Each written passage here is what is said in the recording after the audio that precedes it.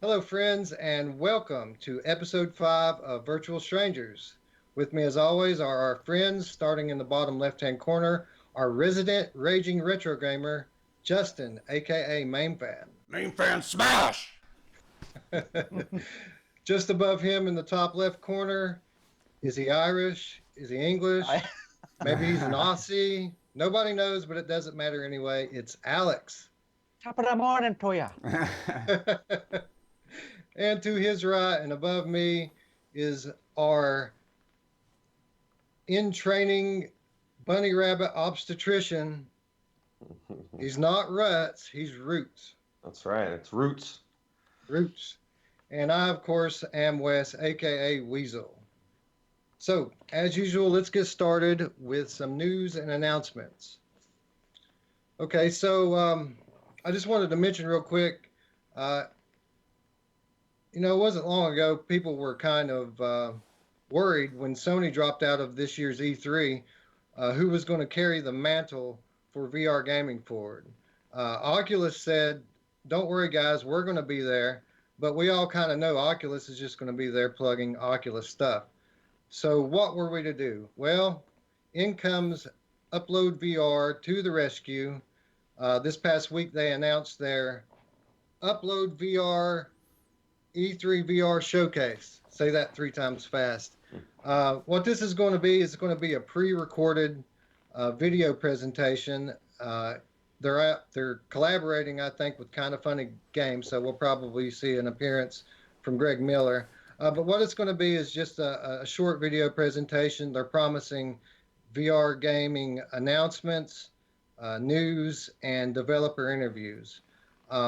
So I really don't have much more to say about it than that, but I just wanted to say kudos to you, Upload VR. Thank you for carrying the mantle of VR gaming forward this year at E3. Next item we have is the Firmament Kickstarter.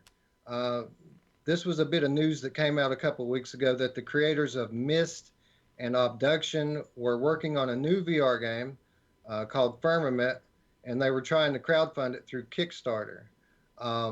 I'm glad to report that this past week they met their goal and set a new goal that if they reach, that they will add in PSVR support. And they announced, the last time I looked at this story, they announced that they were very close to meeting the PSVR goal. And even if they didn't meet it, that they were going to fund it themselves. So they have confirmed PSVR support for this title. Mainfan, are you interested in Firmament at all?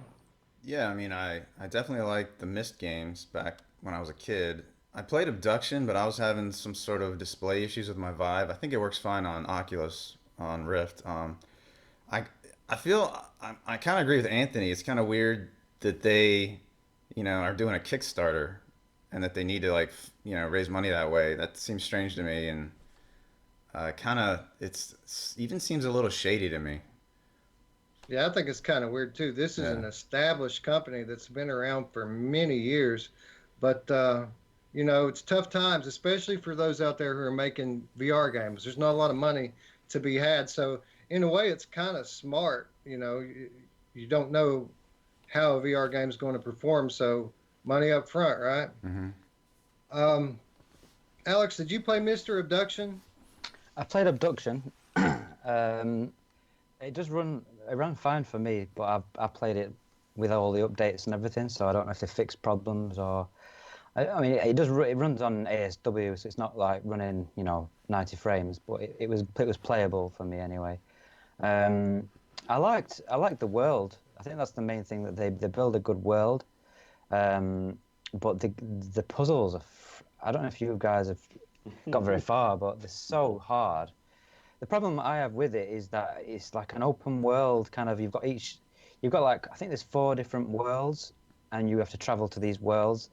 But to get to them, you've got to solve certain puzzles. Like the first world's all about key cards, finding key card, numpad, codes for the number pads to put in.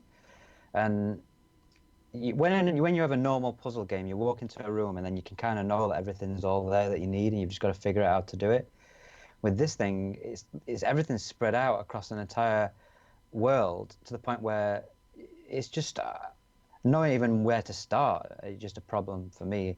And I did the thing which probably people hate, where I did go to some online kind of guides, and they give you hints on where to go to just to get me started on what to try and do. But it was just too much work just to get through the game, because I was getting stuck. Just not even just being in front of a puzzle, but just not even knowing where to go, what I'm supposed to be doing, where I'm supposed to be going. So that's why I'm a bit mixed about Firmament, whether I'm going to be... It looks cool. I think it'll be good, but I just don't know if it's going to be... Maybe I'm just too thick, and I'm not smart enough to do it. But yeah, it's a really difficult game, I find. Yeah, I didn't play Abduction. I did play Myst. I was a big fan of Myst when it was out, and I was really looking forward to Abduction. It was something that was rumored to be coming to PSVR for a long time, and then it was announced, and we waited a long time more. At this time, I didn't have PC VR, and but the trailer to Abduction looked very cool. But when it came out, got terrible reviews from the PSVR community, basically because the thing was unplayable. It wouldn't run, constant loading, bad graphics. Roots, do you think Firmament's going to be playable on PSVR? I think it will be. I think from what I was reading that they're going to be doing this one from the ground up in VR, right? Abduction, it's going to at least be able to use control motion or motion controls, at least in the PC VR motion. I think they're going to make it do it a lot better than the other ones. And I would agree with you, Alex. Abduction it's not being thick. It's those puzzles were messed up. And one thing that I remember about Abduction is you can't move around at all. If you step to the right by 1 foot, now everything's all fucked up, and you're like running into stuff that's not there in front of you, and it's just not 100% room scale, at least not that I remember. Yeah, I tend to agree with you. When the developers were asked about the performance on PlayStation VR and in PC in general, they pointed out that this is being built from the ground up for VR, unlike Abduction. And I would like to add that since I even wrote up the show notes for today's show, that I did catch an announcement from the developer that they're working on a soon-to-be-released patch for Abduction, which is going to improve performance across all platforms. Ooh. So they're promising to fix the last game before they put out the next one. So I think that's pretty cool. Go ahead. Just they've got the money now, so... Yeah, right. That's what I was going to add for I'm glad that they, I mean, I know I can see the shady part of it possibly, but like one of the biggest things that I can't stand about VR, at least what we were saying, is the developers are under a crunch for time, for money. They end up cutting corners. They don't finish things. This will allow them to do the game complete, their complete full vision. And I think that's the key for why they're doing it. And then now they have 100% no worries. They can make the game they wanted to put out without any restrictions. So they know the VR community. We like the promise of a good game. They know if they bring this to market, we're kind of unpredictable. Abduction shows what can happen to sales when you get a bad review or two. But they know that we are a giving group, and ask and ye shall receive. They put some numbers out there, and we gave them what they asked for, so we fully expect a good game to come from them whenever it does release. Anybody else got anything on Firmament? nope. Okay, well, we'll just move on then. Quickly, I just wanted to mention Immortal Legacy, the Jade Cipher.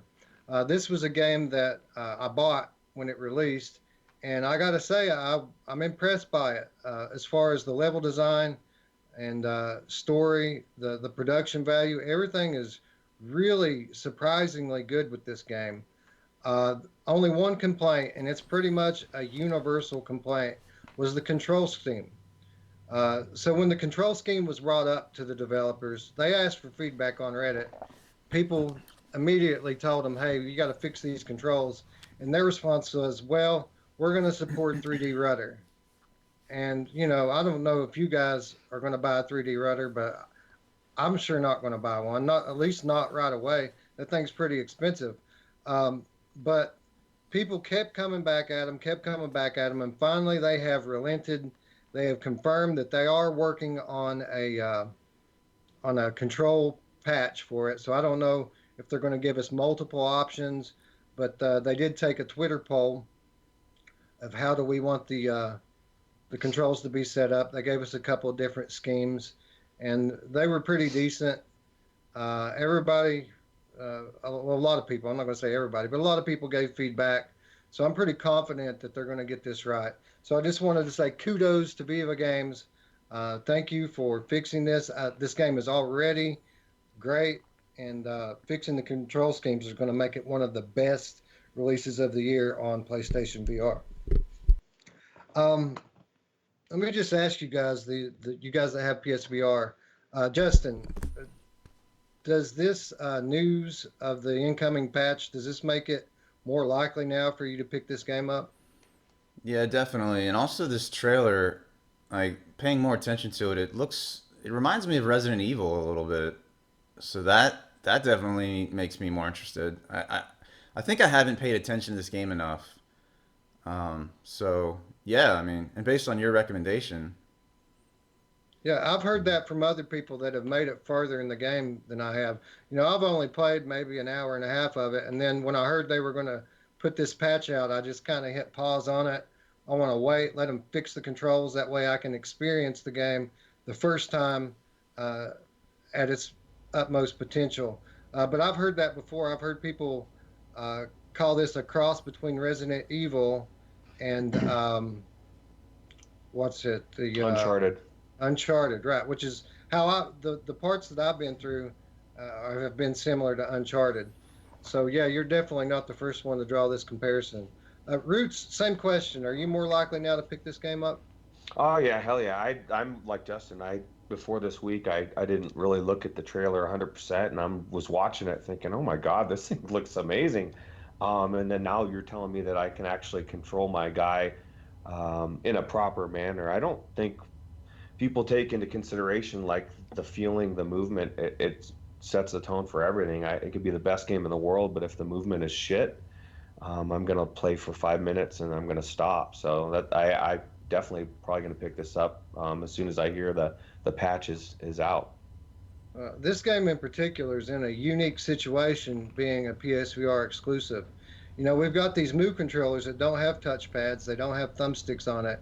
So it took a while for game developers to figure out a good way to do movement with buttons.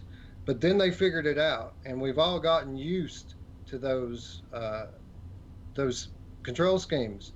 And it's not that the Immortal Legacy scheme is bad. It actually makes a lot of sense in certain ways. But we've all been playing for years with these same style of controls, and now they're trying to deviate from it, which makes it uncomfortable during the gameplay when your reflexes don't match what you want to happen. But I'm hearing from a lot of people actually that have played through this multiple times that they don't want the controls to change anymore, that they like them this way now, that they've got used to them. But I don't know, it just sounds weird to me having the movement buttons or the turning buttons on separate hands like that. But definitely this game is really good. It's a lot better than I expected, coming from a lot of these games that come from these smaller Chinese developers have just a certain weirdness to them. They just feel weird when you get in them. None of that here. This game seems like it's from an experienced VR game developer, and I look forward to playing through the rest of it. All right, so next we have the Falcon Age update. This was a surprise, came out of left field. Nobody was expecting this. The Falcon Age developer announced that, or they didn't announce, they released a big update that included control tweaks, battle improvements, bug fixes, and cosmetic upgrades. Justin, you're the only one I know personally that has this game. Did you try it out since the update? yeah, I tried it last night, and just like they said, yeah, finally I could walk around with the Falcon on my arm, and like I beat this game already. It might have been like 6 hours long. It felt pretty long, but anytime I would walk with free locomotion, the bird just immediately flies off. You'll see it in this video. This is a video of me playing Falcon Age off screen, and my favorite thing is the Falcon and playing with the Falcon, messing around with it, and the second I start walking, and pretty soon, the bird just immediately flies off. And yeah, they fixed that. And another thing they fixed is I noticed that like in the trailer, the bird stays on your arm, and that pissed me off. That in the trailer the bird stays on your arm, but when you actually buy the game, it doesn't. And in the trailer, they were doing things like fist bumps with the Falcon and other stuff. The Falcon wouldn't do any of that when I played this game. So I was like, this is false advertising. But Did you try like the fist bumps and stuff when you played it last night? last night it worked. Oh, hell Awesome. yeah. So they must have released this game, before they actually did everything they meant to do. Because the fist bump would work, and then another thing, I would put my fingers out, and the bird would like shake my fingers like it was shaking my hand or something. And that's about all I tried, just stuff like that. I didn't like. They said they changed combat. I didn't feel like there was anything wrong with combat. Like that whip always felt good to me, and I didn't have any problems defeating enemies. I mean, the game, if anything, is a little too easy. Yeah, it almost seems like they uploaded a previous build to the Sony store, doesn't it? I know, it does. Yeah. Odd. That Anybody else? Anything on Falcon Age here? that I was just gonna. sorry. Oh, I wanted to ask Justin if he has warmed up to using his bird's hats yet. I know you don't like something on his head, and Yeah. maybe it's because we all don't want the VR on our face either, but we have to. But I'd like to see some hats in your next video. Yeah, I don't have many hats, unfortunately. I think I haven't done the right quests, because there were a lot of quests and little mini games and stuff that I didn't actually do, because some of these mini games were really tough. There was a mini game where you have to have your Falcon fly and drop bombs on these like sentry guard towers, and that was like actually really hard, and I gave up on it. Then there was one where you have to like hit a soccer ball with your lightning whip thing, and that was almost impossible for me. And I think maybe if I completed those, I would have gotten some sombreros and shit like that. But yeah, I didn't get many cool hats. I got little like tricks, like a skateboard. The Falcon will like ride a skateboard briefly, and it'll juggle balls and all this dumb shit like that. That's cool. Yeah, Now that- you're making me want to play it. Yeah, see that red dot? That annoyed me. That's the bird's life. So right there, it's all fucked up right now, and I have to pull these needles out of it. It's been shot up with drugs, basically. There are these these sentry things that if it gets anywhere near him, it shoots him, and then you pet it, and then see little hearts. It'll regain health that way. So you can see on that meter, there's that, half white part. That means it has like half of its life restored. To get any more health, I'd have to give it like food items. See, it's getting shot again. It's flying over there like an idiot, and now its health is down again because the bird's just a fucking idiot. So. I'll tell you what I found funny about this thing. I don't know if you've ever seen the Saturday Night Live sketch, The Falconer, where every week this guy gets in some kind of trouble, like a boulder or something will fall on him, and he's a falcon trainer, and he always sends his falcon for help, but his falcon just flies off and never comes back. He like goes out for a night on the town, never helps him out, and it's the same thing every week. But when I saw your falcon fly off like that, instead of resting on your arm and then coming back with needles all shot up in it, Yeah. it's reminded me of the Falconer. Yeah, I got a drug addict Falcon who can't be counted on for anything. Yeah. Okay. Next piece of news, in my opinion, is a fairly big piece of news. This past week, the Arizona Sunshine announced new DLC. It's called, hilariously called the Damn DLC. So yeah, the Arizona Sunshine, the Damn DLC. They are reporting this to be the largest Arizona Sunshine mission to date, which I don't really know what that means. They had the one mission that was DLC. Do they mean it's just longer than that one mission? Or, I mean, Probably. obviously it can't be longer than the whole game. But I thought that was weird how they worded that. The largest mission to date. Like, okay, number one out of two, I guess. But anyway, Justin, did you play the original? I'm sure you did, right? Yeah, I played the original multiple times. Like I played it co-op with friends, and I played Deadman DLC by myself, and then I played it co-op with a friend too. And it's pretty short. I think it's under an hour. So I would hope the damned DLC is over that. Um, so the first time I played through this, see that's what the trailer is right here. It's the Deadman because there's no trailer for the damned one yet. But yeah, it went. It was fun, and I went through it fine. But actually, there's a part toward the end that was actually really hard, where you have to like really rush to make it. But when I played with a friend, the game bugged out, and there was a door that like was supposed to open that we could not get through, and we just had to give up. And Hmm. yeah, so I don't know why that happened. Yeah, I've played through the original campaign multiple times by myself and co-op. Hmm. Same thing with the Dead Man DLC, or yeah, the Dead Man DLC, not the damn DLC, Hmm. the Dead Man DLC. I played through it with my wife and my daughter That's multiple cool. times. Um, yeah, it was a little bit over an hour for us to play through it, which I have a little bit slower style when I play these games. But I didn't have this problem that you're talking about. But then again, I played it on PlayStation VR. I didn't play Hmm. it on PC. But Alex, what about you? Have you played these games? Yeah, sorry. Yeah, I've played the original game. I've not played the DLC. I did read that the DLC was pretty short. It was pretty cheap though.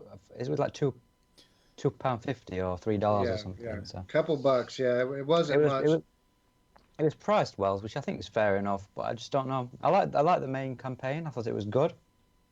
I'd love to play it co-op maybe as well because I think that they have actually done a big update where they've put 200 weapons in as well, like rifles and things. Which when I played it, it was just pistols and like Uzis. So it might be worth replaying, but you've got that many games to play. It's difficult sometimes to justify going back to an old game. But yeah, I'm interested. I think this is one that I'd like to maybe try and play with one of you guys if it's got co-op as well, because that'd be quite good fun.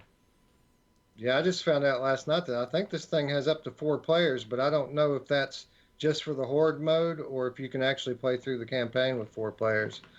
Um, yeah, this is always a go-to for me because, uh, especially the main campaign is very slow paced at first, so it's a good way to teach somebody who's a beginner how to play a shooting game in VR because these things they don't come at you very quickly to start out with, and they can get comfortable picking these things off from a distance. So this is a staple in my house. We go back into this thing often. So I'm pretty excited to see that there's more content coming, and I'm glad to hear that it's going to be longer than the last one. The last one was short. I didn't really complain because of the price tag, um, but it was good. It was another fun mission. It was kind of a prequel mission. I'm pretty sure that this one's going to be a prequel mission as well. Um, Roots, are you excited about this one? Oh yeah, actually, I played the original, and then I played a little bit of the DLC, and it was pretty cool. I'm hoping that they add some more skins to the zombies. That was one thing that always drives me crazy, is it's the same zombies over and over again.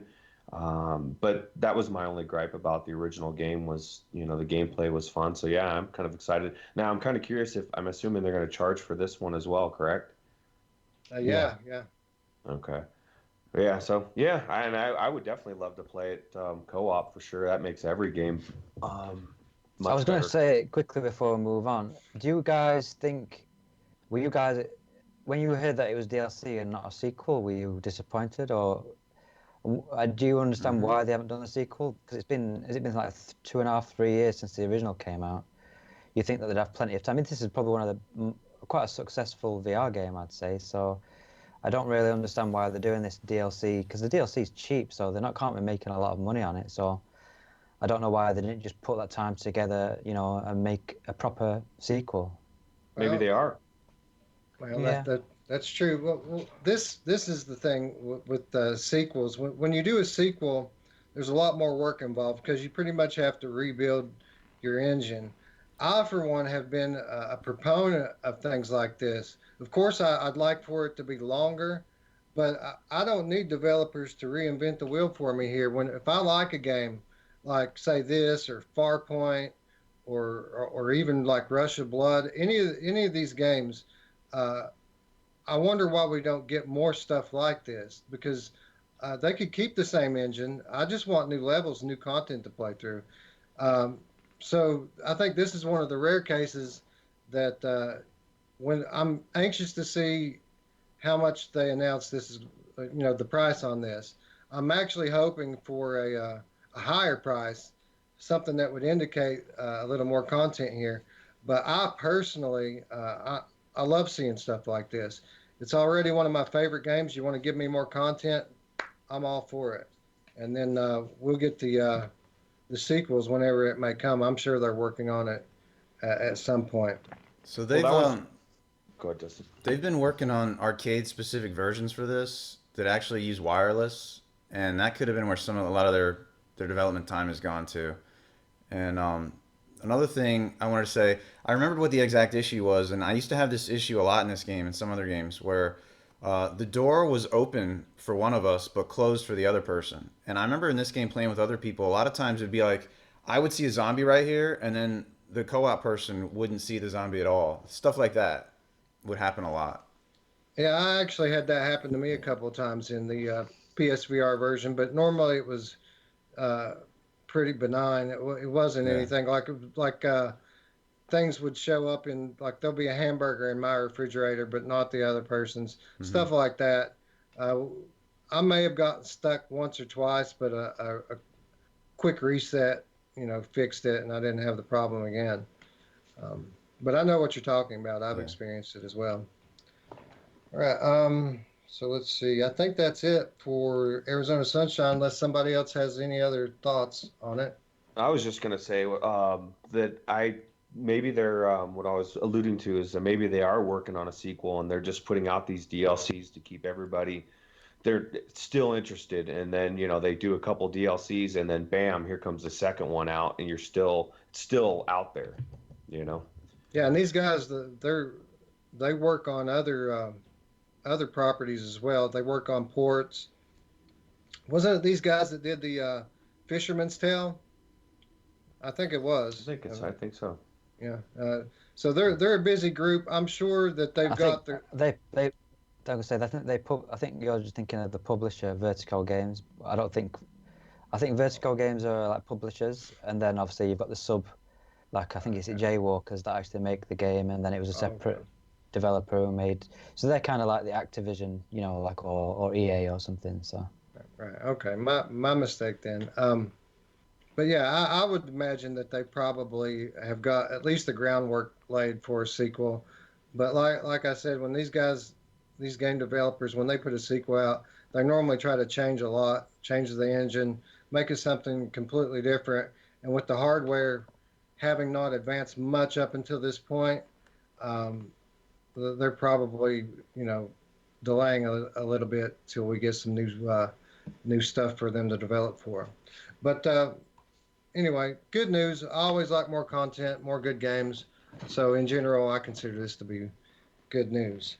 Um, Speaking of talented development teams, Archaeact, the developers behind Evasion, announced a new game this week. It's called Freediver Triton Down. It's a underwater underwater survival game set aboard a sinking ship. So I guess you're on a ship that capsizes and goes under, and the whole point is to escape this thing without drowning.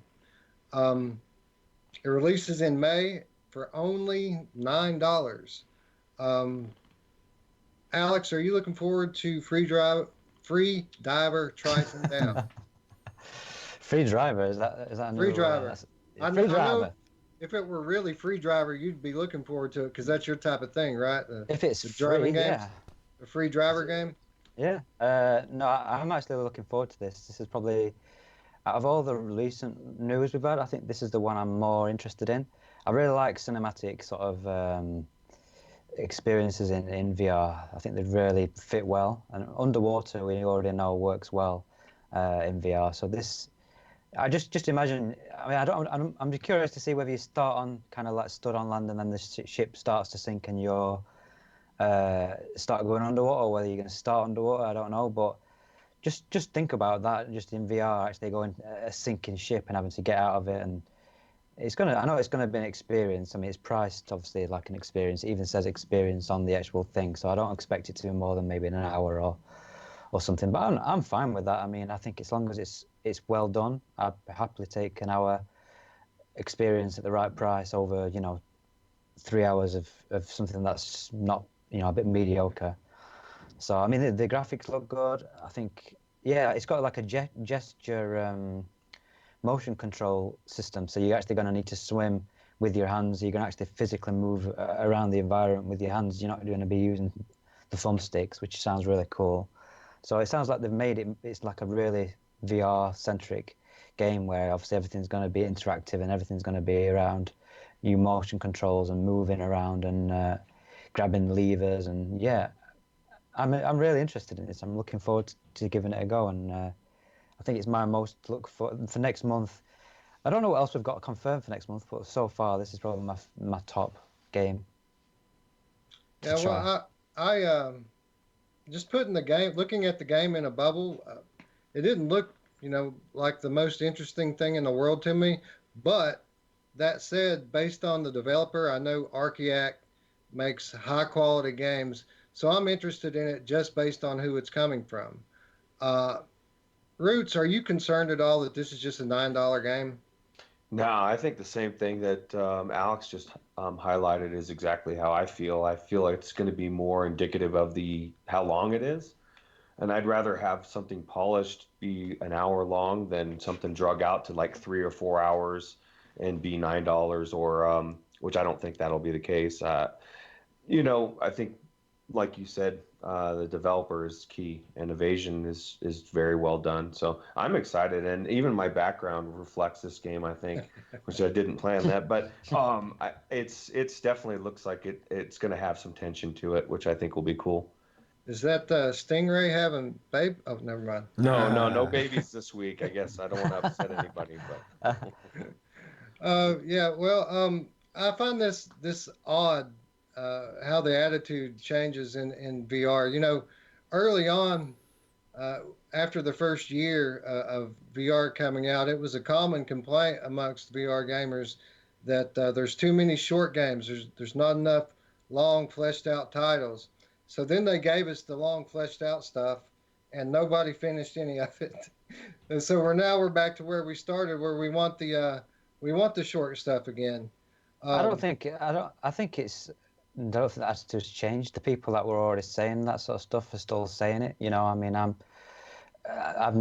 always enjoyed some of the shorter stuff as long as it's well done. But there's always people that won't touch anything like this. It's got to be a full, fleshed out game that they can put. Some people like to buy a game and they want to put in, hundreds of hours in it, and they'll just have that one game. They're not bothered about having, buying loads of shorter games. They want to just, 40, 50 pound, Skyrim VR, hundreds of hours, and then, move on to another game. And I don't think those people are ever going to change the attitude on this sort of stuff. So I don't think the perception's changed. I just think it's some people, like, I think all of us are the same. We're as long as the experience is good, we're happy to do, an hour-long experience and pay, $9 for an hour. Is it expensive? Probably is a little bit expensive, but it's I don't mind. But some people don't do, and some people won't pay for it. I'm sure, because I don't know if you guys have noticed, I've not really seen anything on the subreddits about this game. I've not seen anything Oculus. No one's mentioning it, so it's a bit disappointing, really, because with all that people seem to be talking about right now is Oculus Quest, Oculus Rift S, Index. It's like you'd think they'd be thirsty for some sort of big game announcement, and although it's not a massive game, no one seems to be talking about it, and it just drives me nuts that people aren't talking about games, which is why are we obsessing over all this hardware if we're not going to play games on it? So yeah, well, everything I've seen on it's come from Twitter, and it's basically come from them. I did see an article on Upload VR about it, I think. Justin, what say you about this? Are you looking forward to this one? I am actually. I'm a scuba diver, but I never get to go Oh, anymore. It's been many years since I've been. So I've been to like Mexico, Aruba, Curacao. I've done it there, but I never. We never go on vacation to places like that anymore. So my only scuba diving is in VR. So that's why I love Subnautica so much. And I would rather, have a expensive full length game than a $9 1 hour game. Definitely. You're one of those people. Yeah. I mean, I would prefer. I I'll would still prefer get it that. and I'll still Yeah, play it, but I'd rather have something, that takes a while. I Well, don't you're gonna prefer. finish everything. Yeah. Sorry, Alex. Go ahead. I don't prefer to have a shorter game, but it's Yeah. just I'm not adverse to having a shorter experience. I'm obviously don't get me wrong. I want the full length AAA games just as much as everyone else. But some people will to the point where if they see this and they see that it's a short game, they're not even going to bother with it. They're not even going to. It's just moved on to something else. Whereas I want to play everything in VR. I want to do the short stuff. I want to do the long stuff. I want to do everything. So, and this looks like something new. I've not seen anything like this where you're in a sinking ship. You've got to be moving your hands around to swim around. It looks Yeah. different. It looks interesting. Has there been any game in VR where you actually swim with your arms? I mean, it's very similar gameplay to a lot of these outer space type games like Hmm. Adrift and Lone Echo. I mean, isn't water in those games, but it's similar movement, similar kind of obstacles. At Mm-mm. least on the surface, it looks that way. Adrift is gamepad. Or like actually Yeah, they added motion control support, but you can't actually do anything. Like you can see these motion controls moving, but it doesn't. I remember that I refunded it for that. That was part of the reason. Yeah, I haven't Yeah. played it. I was just throwing it out there as an Uh, example. I do own it, but mhm. it was a key giveaway. I just put it on my account and never went back to it specifically for that reason. Now that you mention it, it was a game bad game, Mhm. and at the it'll be. time I didn't know I Yeah, could use I'll say DS4. it'll be interesting to see how this works. Whether it is just going to be you doing this and moving around, or whether you will be able to kind of push off the environment, grab things, and kind of pull yourself along, like you can in, say, something like Low and Echo. If it combines both, where you've got to swim, but then you can grab things and you can pull yourself around corners and things, it'd be interesting to see how well they've done the movement system on this, because that'll make or break the game really. If the movements, if yeah, it'll be interesting to see how they've done it. But that's probably going to be one of the big appeals, because it'd be quite. Would you play this seated or standing? Do you think? Standing. Oh Stand. yeah, you definitely have to play this standing because it would feel odd otherwise. I think this game's totally going to depend on how they program the physics into it. How if currents are going to catch you in certain parts of this thing and try to carry you in different directions. I'll be interested to see if people get sick playing something like this. Honestly, Yeah, just based on the weird movement of it. I mean, if it's going to be true to life, then things are going to be pulling you in different directions as you move through this thing, and especially for new players, that could be a problem. But I don't know. I look forward to it based just like I said before, just based on Archaeact. Uh, I have faith in them making a good game. So, anything else on Freediver Triton down?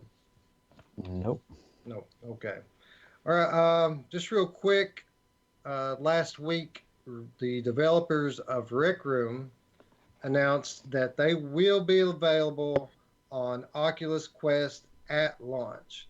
Now, in my opinion, and I've always said it since day one, this is the biggest no-brainer in the world for Oculus Quest. I almost think that this should be preloaded on the Oculus Quest when you get it because there's so much content on here. It's social VR that everyone loves, or almost everyone, anyway. And yeah, this is a no-brainer. I'm glad to hear that this is going to be available on Oculus Quest, especially for people who are going to be getting into this thing as a new user and maybe don't have a lot of money. This is a big title for them to spend a lot of time in. Um, that being said, I've never been in Rec Room at all. Roots, have you ever played Rec Room? Oh hell yeah, that's one of my favorite games to play. one of my favorite ones that I've tried in the past was the Battle Royale, and a lot of people give it or they don't want to go into it because of a lot of activity with kids or stuff. But you can either mute them or like I was telling Alex earlier, if you go in with like a party of 3 or 4 people, friends, you won't even see any of those people or deal with them for the most part. At least in a lot of those games, I've done the pirate one. Like you said, Wes, that is a no-brainer. There's so much content on there, and it's free. I mean, it's for as much content as they have on Rec Room. It blows my mind that it's still free. But I guess they got like millions of dollars, correct, in the beginning from Oculus to keep it free. So Well, technically, it's still in beta, and they've always mentioned that they're going to have microtransactions. I don't know if that stuff's active on it right now, but I think that's kind of their vision, is to make money on skins and things like that. Justin, have you played Rec Room? I played it a lot. Yeah, I've done all those quests. You know, there's like medieval one, there's like a witch one, there's a Castlevania type one, there's a futuristic laser battle one. Those are the ones I've had the most fun in. I also ran into the wall. Like back when Rec Room first came out, I was diving for a ball. There's like this racket game or paddle game, and yeah, I smashed my head into my wall over here, and there's still a dent in it. Yeah, I mean, I like it, but you know, for occasionally you have to deal with, you know, some dicks in there, some people that just like you don't want to be around. I've had a fine time with the kids. Like they haven't been too bad. You know, usually, you know, I want to be nice to them. Like sometimes I hear adults being mean to them, and that really pisses me off. Because I mean they're just children. Right. But yeah, Yeah. I like it, and this is a good example of like you said it's still in beta. Well, this game, there's so much to it, and like this is an example of like I don't know if they call it early access or just beta, but like this is way better than a lot of full release games. Yeah, this game is actually very impressive. I say I've never played it, but I have watched a lot of content on this game, and it's not that the game doesn't look fun to me, but I haven't played this game for the same reason I haven't played a lot of games. I just have a backlog that's a mile long. I do have it installed on my PlayStation, both my PlayStations, and my computer. I have been in it long enough to register, so I do have an account. I've got friends, but I've never actually been into it. The one thing I noticed about this game, especially, well, on everything really, in Oculus where I have it, and on both of my PlayStation, this thing is constantly updating all the time, and it's already a big file. So, Justin, should we be concerned about the limited storage capacity of the Quest in a game like this, which updates literally every other day? It probably doesn't take up that much space, but I've never looked. I don't know. I would assume that they'd make it a smaller file for Quest, but it's not like you can dumb down these graphics much more. Yeah, right. That's what I was thinking. You can't really take any texture away, or there won't be any at all. Yeah, I don't know. That's what I thought. You know, I'm glad to see this coming to Quest. I've, like I said, since day one I heard about the Quest. Rec Room's the first thing that popped in my mind. This thing is going to be a phenomenon if it gets out to the general public and really does bring in new users like it's intended to.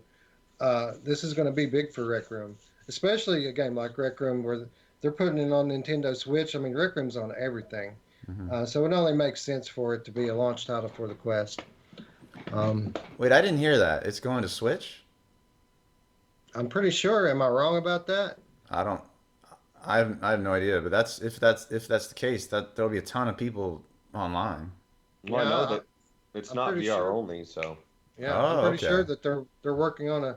It may not have been officially announced for like a release date, but I'm pretty sure I heard that they're working on a Nintendo Switch version of this. I didn't even know it's not VR only. Oh no, it's definitely not VR only. Wow. There's a flat version of this. Wow. Yeah. Anything else on Rec Room? I have something on, I mean, just on what you were asking about the storage space. My concern is not limited to this game. I still don't understand why the decision, aside from wanting to upsell a different version with more space, in 2019, it makes absolutely no sense to limit your storage space when you could have an SD drive, or anything. I don't know, man. It just it blows me away. It blew me away in the Go, and it blows me away on the Quest, and it kind of pisses me off, to be honest. I don't like playing swap-a-roo. Like, there's a reason why I have 6 hard drives in my computer. I want to have space. So anyway. Yeah, I understand your frustration. I was upset about the exact same thing. I was thinking that it would be super easy for them just to allow side loadable memory on this thing through SD cards. I mean, the storage capacity on these little tiny micro SDs is massive these days. But then it occurred to me just a couple of days ago why they're probably not allowing that. And that is, if they allow games to be loaded from the side like that, then that opens up a world of possibilities when it comes to piracy. When you allow software to be run um, from a side jack like that, that's how they jailbreak a lot of these devices, the game consoles, handhelds, and so forth, is through installing software, exploited software through a side drive like that. So I imagine, I don't know that to be fact, but that's probably why. Then why limit the space? Why not put a terabyte in there then? Like, or something. I just figure that they, if they don't want it side loaded, they could make it bigger. They've set the bar so low that you're gonna have to swap stuff out so quickly. We're not talking about Oculus Go titles anymore. But yeah, I mean, from a piracy issue, that definitely it does open them up, so it makes sense for sure on that respect. So. Yeah, I imagine that hopefully what the case is here is that since these are mobile titles that we're talking about, hopefully they're going to be a smaller file size, and that the 128 gigabyte size that they've released is going to be enough to hold quite a few games. But that's just wishful thinking. I don't know, and I guess we're going to find out soon, right? Mm-hmm. All right. Next we have. Oh, this is a good one. This week we finally got the patch for The Legend of Zelda: Breath of the Wild VR and Super Mario Odyssey VR for Nintendo Labo VR kit. Uh, Justin, I know you've probably got more experience than anybody I know with this thing. What were your impressions of these two updates? Okay, so here's the Labo with the head strap. I added this VR. This is 6 millimeter pleather VR cover. I tried to add it on because this thing is just straight hard plastic. Like, see at the top and the bottom, it's just hard plastic that is gonna. I should probably full screen this, but whatever. This hard plastic just digs into your forehead and your cheeks, and it just leaves red marks, and it hurts like hell with all the weight of the Switch. So I put this in here, but even this was hard because I don't have it in here like Velcroed or affixed well. It was just like held in there by Scotch tape. So it was very uncomfortable physically to play Zelda and Mario because I wasn't holding this up. I was just letting it, sit on my head. My impressions are that neither are worth, in my opinion, neither are really worth doing. In Zelda, the way it works is as you turn your head, your view circles around Link like you're using the right analog stick, and it's really strange. I don't know why they didn't just have the camera like separate and just you can just look around everywhere and Link just stays in one spot. I don't know why they didn't do it that way. So you can just sit still and just not move your head, and then you'll have like a 3D view of the world. But this thing's too uncomfortable to want to do that. You would need to mod it to make it like tolerable if you're gonna play it for any length of time. And like if you're turning your head while Link is running around, it's gonna look terrible. It's like it's all choppy and like it's like reprojection the whole time. It's gonna make a lot of people sick. Mario was better as far as like performance. There were no like performance issues or anything, but you're stuck in one spot and you just watch Mario run around this level and he gets so far away from you that he's like 20 pixels, when he's far away and like, there isn't a lot to it. You just go around collecting. I don't know if it showed earlier. You collect these little musical notes, and then if you get enough musical notes, a little instrument appears, and then you bring the instrument to this little character that wants the instrument, and that's like there's like 3 of those on each little level, and that's like about all it is. It's like you might get 15 minutes out of it at most. I only saw 2 levels. I completed both levels, but then there were these 2 more spots that had question marks, but I couldn't get those to unlock. So anyway, it's definitely not worth buying the Labo kit. The gun, the toy stuff, the cardboard stuff, to me was a lot more fun than Mario and Zelda. So that's all. Yeah, I before I even looked into this thing, I watched your playthrough on your channel, which will be linked in the description, by the way. Yeah, based on your first impressions, it just killed any kind of Sorry. enthusiasm I had to want to try this thing. But just like clockwork, the morning that it was released, my son comes in here, Brody, and he wants to check this thing out, and I'm like, look, man, I don't think you want to play it. I've heard now from a couple of people that it's not very good. It's going to make you sick, so I don't think you want to. Well, I want to look at it anyway. So, okay, fine. I give it to him, send him on his way. So he keeps coming back and like, Dad, you need to check this out. I'm like, no, I don't think so, man. I've heard all I need to hear about it. And again, a few minutes later, oh, man, look, Link looks really cool. Here, check this out. No, thank you, buddy. I don't want to look at it. He comes back again. Oh, Link's sword, super awesome. You got to look at this. All right, man. You want me to look at it? I'll look at it. And I had 0 expectations for this thing, putting it up to my face. And I got to say, I didn't think it was that bad. I was sure if you turn or move at all, yeah, your stomach goes immediately into your throat. But that said, if you just hold still, move with the analog sticks, the thing was surprisingly clear. I mean, there was the screen door effect, which I expected. We knew that coming into it. But the thing looked a lot better than I thought it did. And as long as you're not turning or moving, it was actually quite good. Now, could I make it through something like that, holding it up to my face and playing through a game? Probably not. But I did find out that you can use the wire rerouting trick with your PlayStation VR to experience this game through a PlayStation VR headset. So I'm definitely going to be checking that out. And I didn't try the Mario thing at all, but I got to say the Zelda thing wasn't as bad as I thought it was going to be. I don't want to play any game where I can't move my head. That's a requirement for VR for me. Right. So you were playing it like this? Yeah. I didn't have it strapped to my face. I was just holding it up. Yeah. So if you're gonna hold it up, your face isn't gonna be in pain. That's true. It was not in pain. Yeah. But your arms will. Your shoulders and your arms will eventually. Yeah.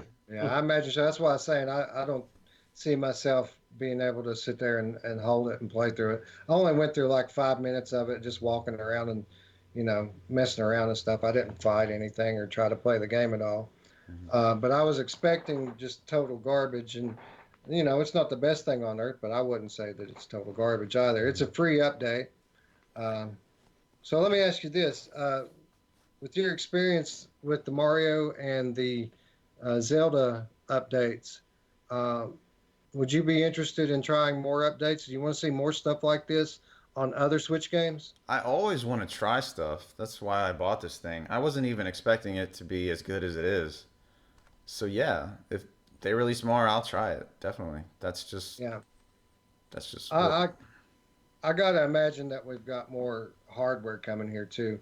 Knowing Nintendo, they're gonna update their Switch, and these experiences are gonna get better with time. So I would hope so anyway. All right, next we had a game announced or finally released, Proze Enlightenment, released on Thursday.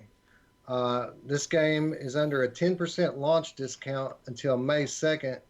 Interestingly enough, I didn't pick up the price for that. Do you guys know how much this game costs? I think it's normally $20, and it's what, $19? $17.99. Oh yeah, $18 now. Yeah, it's like $2 off or something. All right, so I'm pretty sure I didn't play this one, but I'm pretty sure that you guys did, right? Yeah, Alex, yeah. Alex, what were your thoughts on this one? I like it.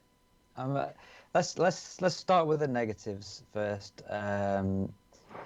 The voice acting is very hit and miss. There's a bit at the beginning which Roots actually mentioned to me, where you're on an elevator and there's this guy talking with like a Russian accent or a Ukrainian accent, and yeah, you can hear what he's saying, but you have to really focus on what he's saying. So I put like, the subtitles on just so I could get through that, because it was exhausting just to try and figure out what he was saying. But once I got past that bit, it was actually fine. I turned the subtitles off and I haven't had any problems. There's a guy at the beginning who's got really bad voice acting, but there's some actually that later on in the game where it's pretty decent. It's not terrible. There's a thing, I don't know why they've done this, but they've done I don't know if you guys noticed it, but like a depth of field effect. So if you put your hand in front of you, then the world behind you becomes blurry, and then if you take your hand away, it becomes clear again. The problem with that is that you have to have the object bang center in your view. Otherwise, if you've got it like there, then the background will be clear, but this will be blurry. So then you kind of having to move it. It's like you've got bad vision, basically, and you're having to kind of, like when you've got people who need glasses and they kind of stood there moving things backwards and forwards. You're kind of having to do this. So if the developers listen to it, give us the option to turn that off, because I didn't like it. It's not like when you've got your hands out here, your hands are all blurry because they're not in your thing. But yeah, it's just a weird decision to have some sort of field of view adjustment in VR, because you don't need it. But that's it's not a game breaker, but it's definitely quite, I've not seen it anywhere else, and it's quite weird. There's a few little glitches, like when you first load an area, sometimes it doesn't load it, like when you're turning around, it's still loading in, so it's kind of like it's black, and then you'll see things pop in, and that happened a couple of times. I did have a crash happen once where I had to cut like some sort of chain off, and as soon as I cut the chain, it crashed and I had to restart the game. So they still got a few issues, but overall I like the game. You start off inside a room, so it gives the impression that you're in like an escape the room type game, where you've just got to basically go and from room to room. But once you actually get out of that first room, it opens out and the story kind of progresses, and it kind of goes through flashbacks where you go backwards and forwards in time. So it's quite a neat concept, the way that rather than give you like a tutorial on telling you how to use something or what you need to do in the next area, it'll do a flashback, and then there'll be a guy talking to you in a previous scenario, and he'll ask you to grab the cutters, and do this, and you cut it, and then when you've done that, it goes back to the present, and then I need to get the wire cutters to get past the next scenario. So it's quite interested in that. One of the things that I really like about this game as well is that, I don't know if you guys have noticed this, but a lot of VR games feel quite empty, where it always feels like you're on your own. Everyone else has either died, or you've landed on a deserted planet, or you're walking around, there's nothing really around you. This one's actually based on Earth for a change. It's based on actual real life locations, and there's actual interaction with NPCs as you go through the game. Sometimes you'll see someone in the distance kind of walking with a torch, and it just makes the game feel like it's an actual real place, and it makes it feel like you're actually in a real world rather than just being in a deserted, a lonely planet or something. There's actually some really cool interactions where I think you guys have already done this bit, where I won't spoil it, but you have to do something and you have to give a thumbs up to the guy for him to count you down to do it. So you kind of like, he says, give me a thumbs up when you're ready, and when you give him the thumbs up in the game, you then counts you down and you have to do something, and then something happens. But it's just cool interactions with the actual NPCs, which I quite like. That's something that I've not seen in many games, especially for an indie game. I mean, this is an indie game. It's made by 4 people, so it does feel like an indie game, but I think it's a good quality indie game. They've certainly put a lot of care into this game. You can see that they've put a lot of love into it. The puzzles are kind of environmental puzzles. There's some interesting things where you've got like a tracker thing where you have to walk through some woods and you've got to listen to the beeps to find where you need to go. And then you get to like some sort of station, you've got to flick from switches. They use the, I don't know how it's going to work on the Vive, and I think you've done it, Justin, on the Vive, but they actually use the touch things with the thumbs and the pointing finger and everything, so that if you put your finger out, the hands work and you can flick the switches like in the Rift demo and stuff, which is something that you really don't see very often, so that you can put your thumbs up and you have to put your thumbs up to the guy. There is a bit of, like there's a radio where you have to tune in sometimes, and it's really small dial and you have to kind of like really, it's quite tricky. It's not perfect, but something about this game that really, I planned to play it 2 hours to basically just talk about it on the show, and then I was going to play some Gadgeteer to talk about later on. And I ended up playing it for 3 hours, and it was like 1:30 in the morning. I had to stop myself from playing it. That's how much I was enjoying it. So, I mean, just the story, there's a little bit of a dark theme to it as well. The developers have described it as a survival game. I don't know why they've done that, because it's not a survival game. It's like an adventure horror. It's not horror, adventure puzzle game. So you're going. It's very linear. There's some areas that are more open, so you do have to use your tracker to figure out where you need to go. But it's not. You're not going to get completely lost or anything. But this is my sort of game. I love adventure puzzle games, story-driven adventure puzzle games. I love the way that they've actually got people that you interact with. It's that the world feels real. The graphics are decent. They're not amazing, but they're good. The sound design is really good. There's some, but when you're walking through the night, with like in the video now, and you've got this big station which you've got to flip these switches to try and figure something out. I could hear things rustling around in the background. Sometimes it sounded like it was coming over from over there. Next minute it was coming around from behind me, and I'm literally, I'm like literally turning around expecting something to jump out at me, because the sound design is really good. You can actually hear locations and where things are coming from. So I say props to the developers on this. It's a 4-man team. It's a small team. I think they've taken 3 years to build it. It's got a lot of detail in the interaction with. You can interact with a lot of objects. There's certain. I don't want to spoil any details, but there's certain objects you interact with certain ways, and touch phones that you have to answer by pushing the finger, and you can listen to a phone call. And yeah, it's varied. The puzzles are varied. The gameplay is varied. It's taking me on I feel like I'm going through a world. I'm going through a journey, and I just I want to play more of it. I want to find out where it goes. I want to see what happens in it. So. Yeah, I definitely think it looks like a really cool game. I thought this looked cool, and also, if I'm not mistaken, there is a free episode as well called Proze Prologue that I've run across a couple of times when I've been looking through Steam and Viport. That looks pretty cool as well. So just a note for anybody out there who thinks they might want to try this, maybe go out there and try the free episode first and see if you like it. Roots, Roots, what did you think about this? I went into it a little bit differently, as far as I guess I expected not to like it, and I was not disappointed in the first room.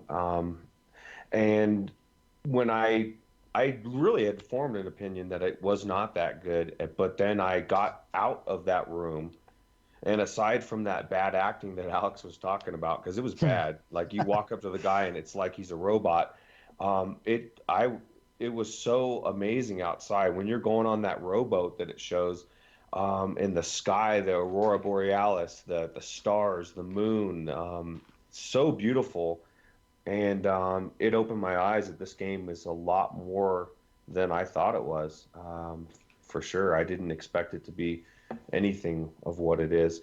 I probably will play more of it than I expected to. Now, we did. I want to disclose we did get this key from the developers, so we appreciate that for sure. How far did you get, Roots? Without spoiling it. No, it's pretty much to the point where you were saying with holding the thing in the forest, and you need to walk around and all that. Yeah. That was about the time. See, my problem was, and this is my fault. I went up the elevator, and I got so irritated with that guy, I shut it off, and then I thought, okay, well, I'll try it again. Well, I had to go through that again, and eh, by that time of going through that elevator scene twice, I was just about done. And that's, I think, what set the pace in a negative way. And we were just talking about that earlier, how a mood can affect your how you see a game or just Yeah. whatever. You just go into it with just not the right thought process, and if you're not careful, you can you know. And Yeah. well, I was So gonna to say, say, I went into this game with zero expectations, so I didn't expect good or bad. I don't know if you knew anything about this beforehand, whether you were expecting it to be bad or. I just from what Anthony from VR 365 had said, he was very negative on it when it first was a few weeks ago, I think it was, or whatever. And so that was kind of stuck in the back of my mind as well. Um, but I think that's, and you are always harping on this to us, Alex, is about giving the proper time to the developers, to properly watch or get into the game before we give an opinion, because it's not, to be fair to them. And I think this whole experience for me highlighted that. I always want to go in there, get the time in there, and I will, but it's like if you don't, you could potentially give a review that's not necessarily fair to the game. Yeah, the game's got it's got a nice feel. I don't know, it's got a really nice atmosphere and feel to it. Not nice atmosphere, but it's got it kind of reminded me in sections Gallery episode 1.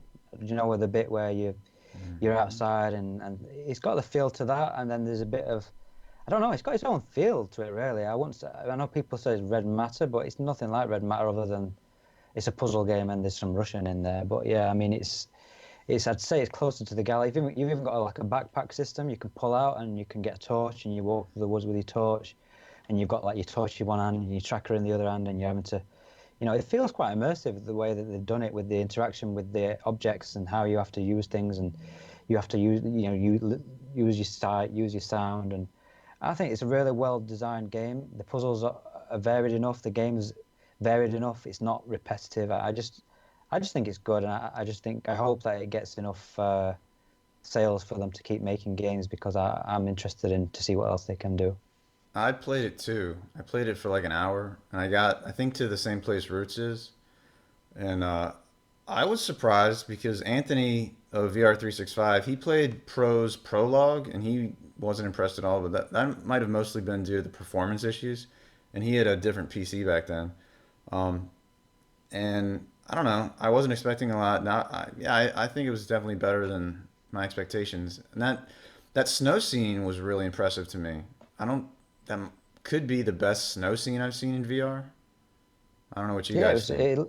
it looks good. I mean, I think the game looks for a small indie developer. I mean, even now you can see the trailer that it's got a lot of games where they cover the face up because they don't want to deal with the face, and that uncanny valley Yeah. thing. But they've actually got actual people. You can see the face, and they've got a little bit of voice work, and you can see the mouth moving and everything. And it's not bad. I mean, it's really not bad for such a small team.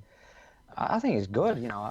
I don't think they've done a bad job. It's definitely indie. It's not, AAA quality, but I think this is worth the money personally. And it's Unreal Engine 4, so the graphics are going to be pretty good. Yeah, Um, it's nice. It's got nice lighting. Like as you said, that snowstorm with the particle, you can see all the snowflakes coming down, and yeah, that bit was funny when you walk outside and then the guy talks to you, and it's yeah. terrible voice acting. And then I turned around as I was walking back into the room, and he was kind of like waddling around a little bit, like he was being sped up a little bit. So there's definitely a little bit of jank in there still, And but I kind of forgive it for some reason. But yeah. this rowboat, I felt like the rowboat was screwed up. Like the way that you rowed didn't seem right. The direction of your rowing, like, and the way you're facing. I don't know if you felt I, that way. I don't think it mattered where. I think once you started moving, it kind of moved really. I don't think it, Okay. 'cause you couldn't steer it or anything. But you were basically just going on a straight path. But I think it was. I actually sat down and reset my seat on that. Just because you can press one of the buttons to reset. So I actually sat down physically, and I was rowing like I was on a rowboat. Yeah, it was cool. I like what they're doing with it, and I mean I'm 3 hours in, and I'm still not finished. So I don't know how big the game is, but I think the dev said about 4 hours. So I'm probably about another hour to go. But yeah. I like it. I like it. All right, so there you have it. Proze Enlightenment, solid puzzle adventure. You heard it here first. Recommend, highly recommend it. Highly, If you're a puzzle like adventure guy with story driven, this is a definite buy for me. Yeah. there you go. All right, one more item. We had a new game announced. Charm Games this week announced Trial by Teng. It's a fantasy adventure game with eccentric characters made from the ground up for VR. Um, Charm Games. These are the guys that brought us Form. Justin, did you play Form? Yeah, I finished Form and Twilight Path. I think most people prefer Form, but for me, Form was too short and kind of too simple. I think I like Twilight Path more than Form, and hopefully this Trial by Tang, this kind of looks more like Twilight Path to me. So maybe it'll be even longer than both of those and have more to it. Yeah, I didn't notice it before, but in the title line of this trailer, this is actually it said a Twilight Path adventure. Mm-hmm. So this must be an episode of that game. I don't know anything about that game. Um, Alex, does this game look interesting to you? Yeah, I've played both Form and Twilight Path. I enjoyed them both. I actually preferred Form personally, but I think that's more just it was just more the aesthetics of it. I liked the feel of the. It was like like a futuristic spaceship type feel, and you got your glowing things that you have to pick up and manipulate and move around. I mean, I felt like Twilight Path was very much a repeat of Form in a way.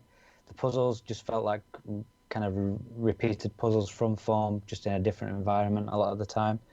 Um, Twilight Path is more like fantasy sort of, I don't know how to explain it, but I think it's supposed to be like a heaven or something. I don't know. I think it's connected to that sort of type of where you're in like a in between heaven and earth or something. I don't really know fully understand the story of it, but yeah, there's a bit in that game where this massive turtle comes out and he's talking to you. That was pretty cool. That was cool.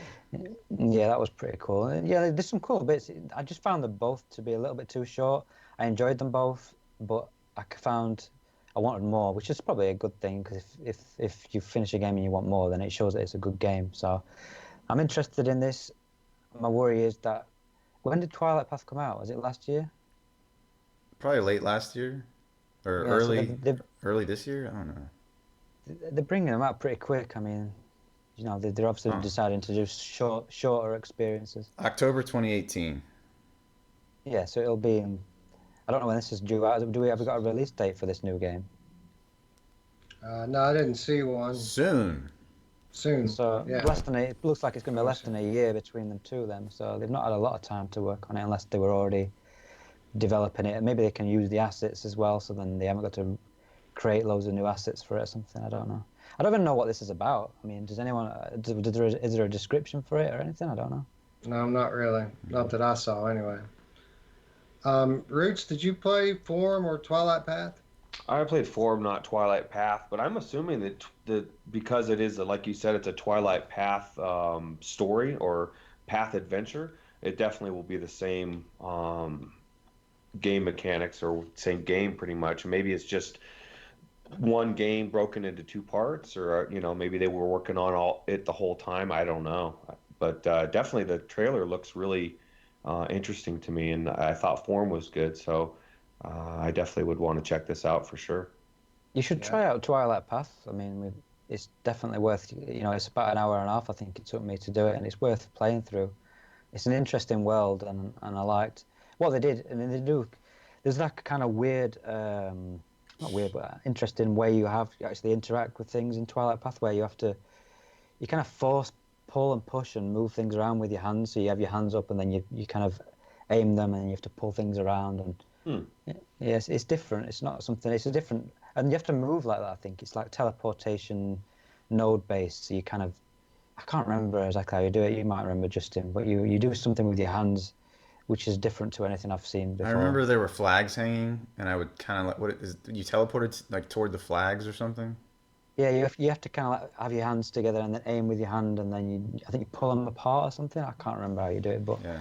It's an interesting mechanic. So It sounds bizarre. Definitely want to check it out now for sure. And there's a Yeah. boss. There's a boss fight at the end. Yeah, that was a bit lame, I thought. But did you enjoy that? I don't know. It Uh, seems a bit anticlimactic for me. So yeah, I can barely remember it, to be honest with you. yeah, I won't spoil it, but it's not. There's a time limit to it, but you're not really in danger. Someone else is Hmm. in danger, and you're kind of having to just do something to quickly before it's over. Sort of thing. I had to do that twice. So I had to do it twice also.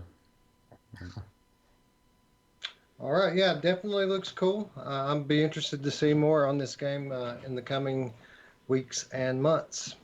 Anything else on Trial by Team? nope. Nope. I think so.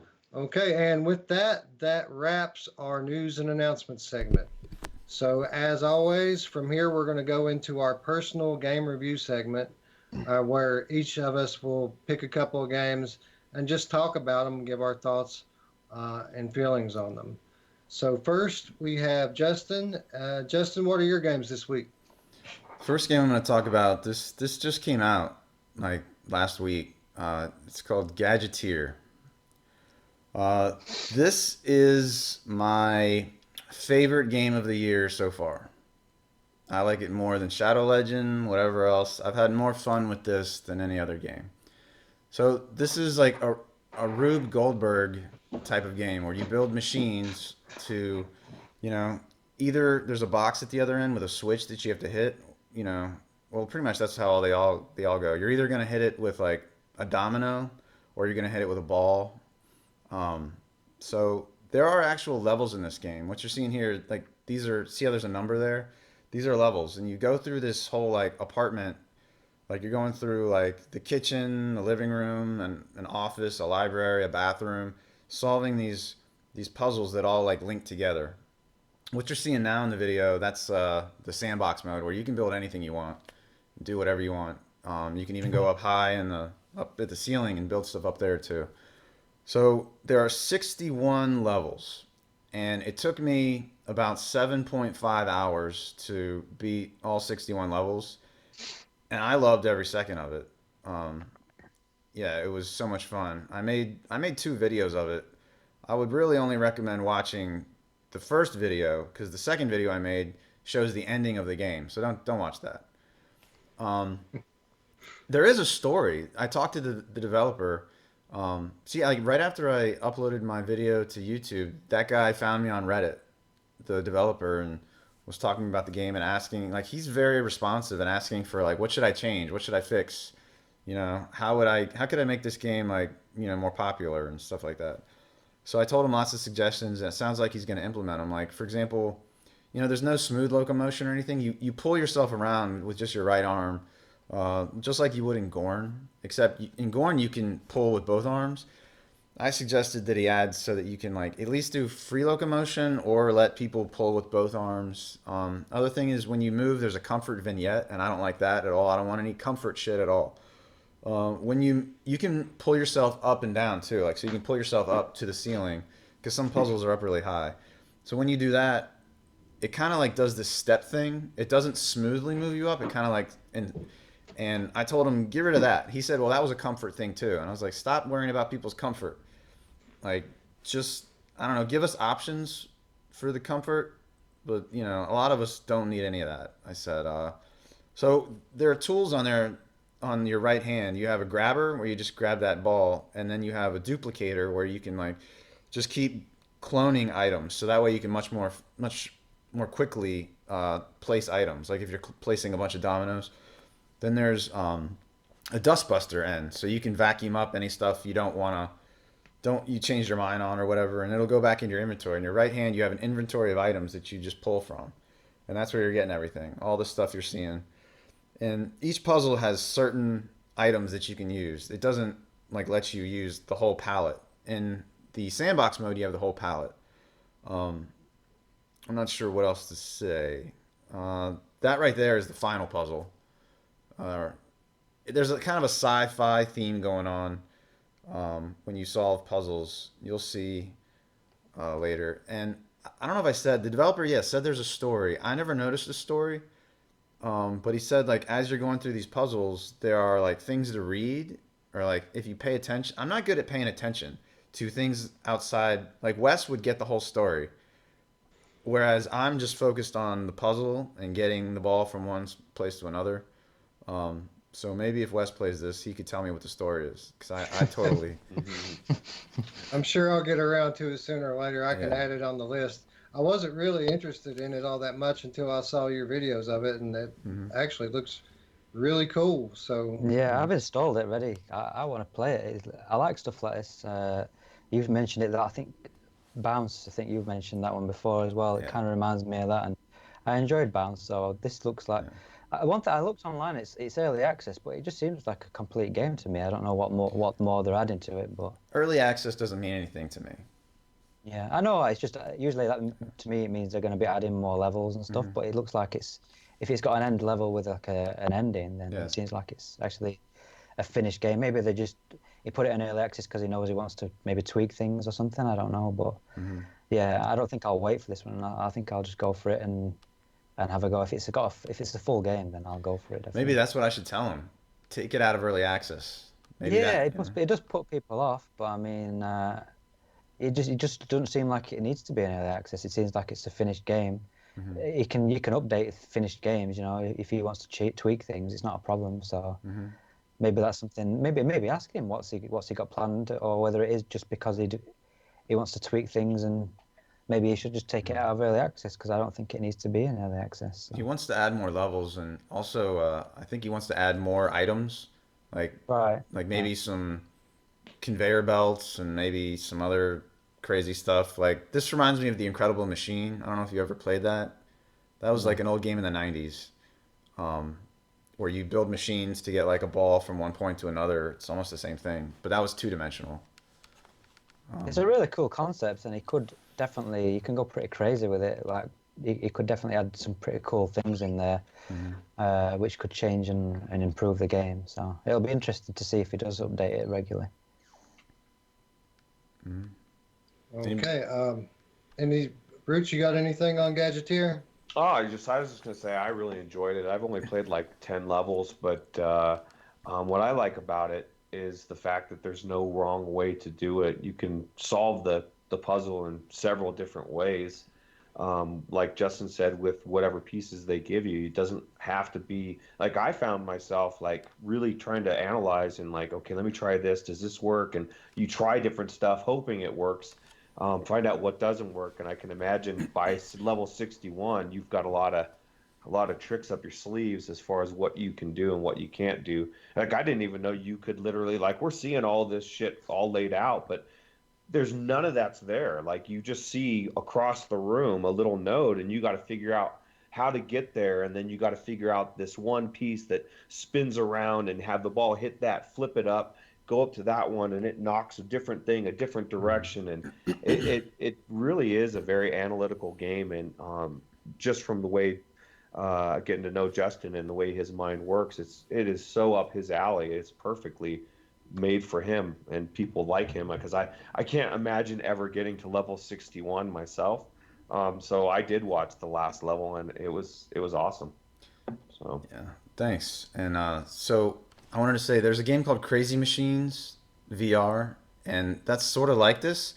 The difference is Crazy Machines, like everything's pre-set up, and items that you get like go into a specific place. There's a very specific, only one way to solve the puzzle. Whereas this game, yeah, you can just figure out any way you want. There's so many different ways to do it, and that's a reason why this is so great. And I forgot to say, there's also a tool where you can freeze. So like, you can freeze items in the air as long as they're connected to another item or another object. So that's how a lot of this stuff is staying up in the air using the freeze ability. Um, so that's about it. All right, cool. What was your other game this week, So Justin? since I picked Gadgeteer, I decided to go with a theme. So I decided to go with Tumble VR. This is a PSVR game. This is one of the first PSVR games I got. And I remember when Anthony from VR365, when he first got PSVR, he was talking about this game a lot. So I knew once I got a PSVR, I needed to get this because this is right up my alley too. So, the easiest levels, you're just stacking you're just stacking blocks up, and they're differently shaped blocks. They have different weights, different friction, different. They're made out of different materials. Like some are glass, some are plastic, some are rubber, some are foam. Some are wood. So you have to take all of that into account when you're stacking them. And some of them are laser puzzles. The laser puzzles are the hardest. I struggle the most with those. Last night I got to the final level, and the final level, you have to actually. Well, there are hidden blocks in this game. Some levels have hidden blocks that you have to find, and in order to beat the final level, you have to find every single hidden block. It might be like 20 hidden blocks in the game. There's 79 levels. So I think this game has a lot of replay value. And so I beat the final level, but there was no ending. I was hoping to like get an ending and be like, all right, I can put that on the list. Can't put it on the list because there wasn't an ending. But there was one more medal. Each level has like at least 3 medals to get: bronze, silver, gold, and then sometimes there are other like goals. Like sometimes the blocks will have like pictures on them, so you have to put the cubes in a certain order so that you can like get that puzzle. Or maybe there's a target, like there's a place over here that you have to build the blocks like diagonally so that you can actually touch that target, and then that'll count for a medal. Things like that. And some just have a straight platform that you build on, but then some have a platform that spins the whole time, and then the blocks will shift a little bit as they're spinning. Then there are platforms that vibrate. It's like an earthquake the whole time. So the whole time the blocks are like moving all over the place, and you have to like really move really fast and worry about like, all right, I got to put this heavy block on top of this block to prevent that bottom block from shaking off, and then like you'll get the whole shit up high, and then it'll just all crumble down, and then you just go like, oh shit, and then you just got to keep trying. That happened to me last night. I spent, I don't know, at least 30 minutes on one puzzle that kept falling down, and I don't know, I recommend it for sure. I think it's only $10. It's worth way more than $10. And you can either use a gamepad, because the gamepad is tracked, or you can use a move controller. It's just a single controller. I wish you could use 2, but it's just one. One thing that's weird is sometimes when you grab blocks, they kind of freak out a little bit. Like they don't just like, you don't just pick them up nicely. Sometimes they go like and like spin really strangely, and then you'll have to like, if you have the move controller, you'll. I'm just gonna go back to Gadgeteer and go back to Tumble. If you use the move controller, you just kind of have to like do this to make so the block will like flip and turn. But if you use the gamepad, you can use an analog stick to make the blocks spin around. From what I heard, this was a PS3 game, a flat PS3 game, but I never played it. So this was my introduction to Tumble. Yeah, I find it surprising that I didn't know there was that many levels. That's a lot of content. This thing goes on sale all the time for like $3, $4, $5. So to have that much content, maybe I should give it a look. Definitely get it. Yeah, Cool. it's a must buy in my opinion. Wow. Well, I will keep that in mind next time I see it on sale, Yeah. and I'll try to remember to bring it up on here so that everyone else can get in on it as well. Anyone else with any questions or comments about Tumble VR? Nope. All right, so I guess we'll move on then to Alex. What were the games you'd like to talk about this week? Muted. Mute. Right, sorry. Before I go on to my games, I just want to quickly, and I'm not going to spend a lot of time, just quickly revisit a couple of games. Because on the first episode, we talked about 2 games, and I'd not finished them, and I just want to quickly give my final thoughts on those. So the first one was Torn. Basically, I've finished that game now. What I'll say about that game is if you like story-driven adventure games, then I personally recommend it. There's a section in the middle where it gets a bit tedious with the puzzles.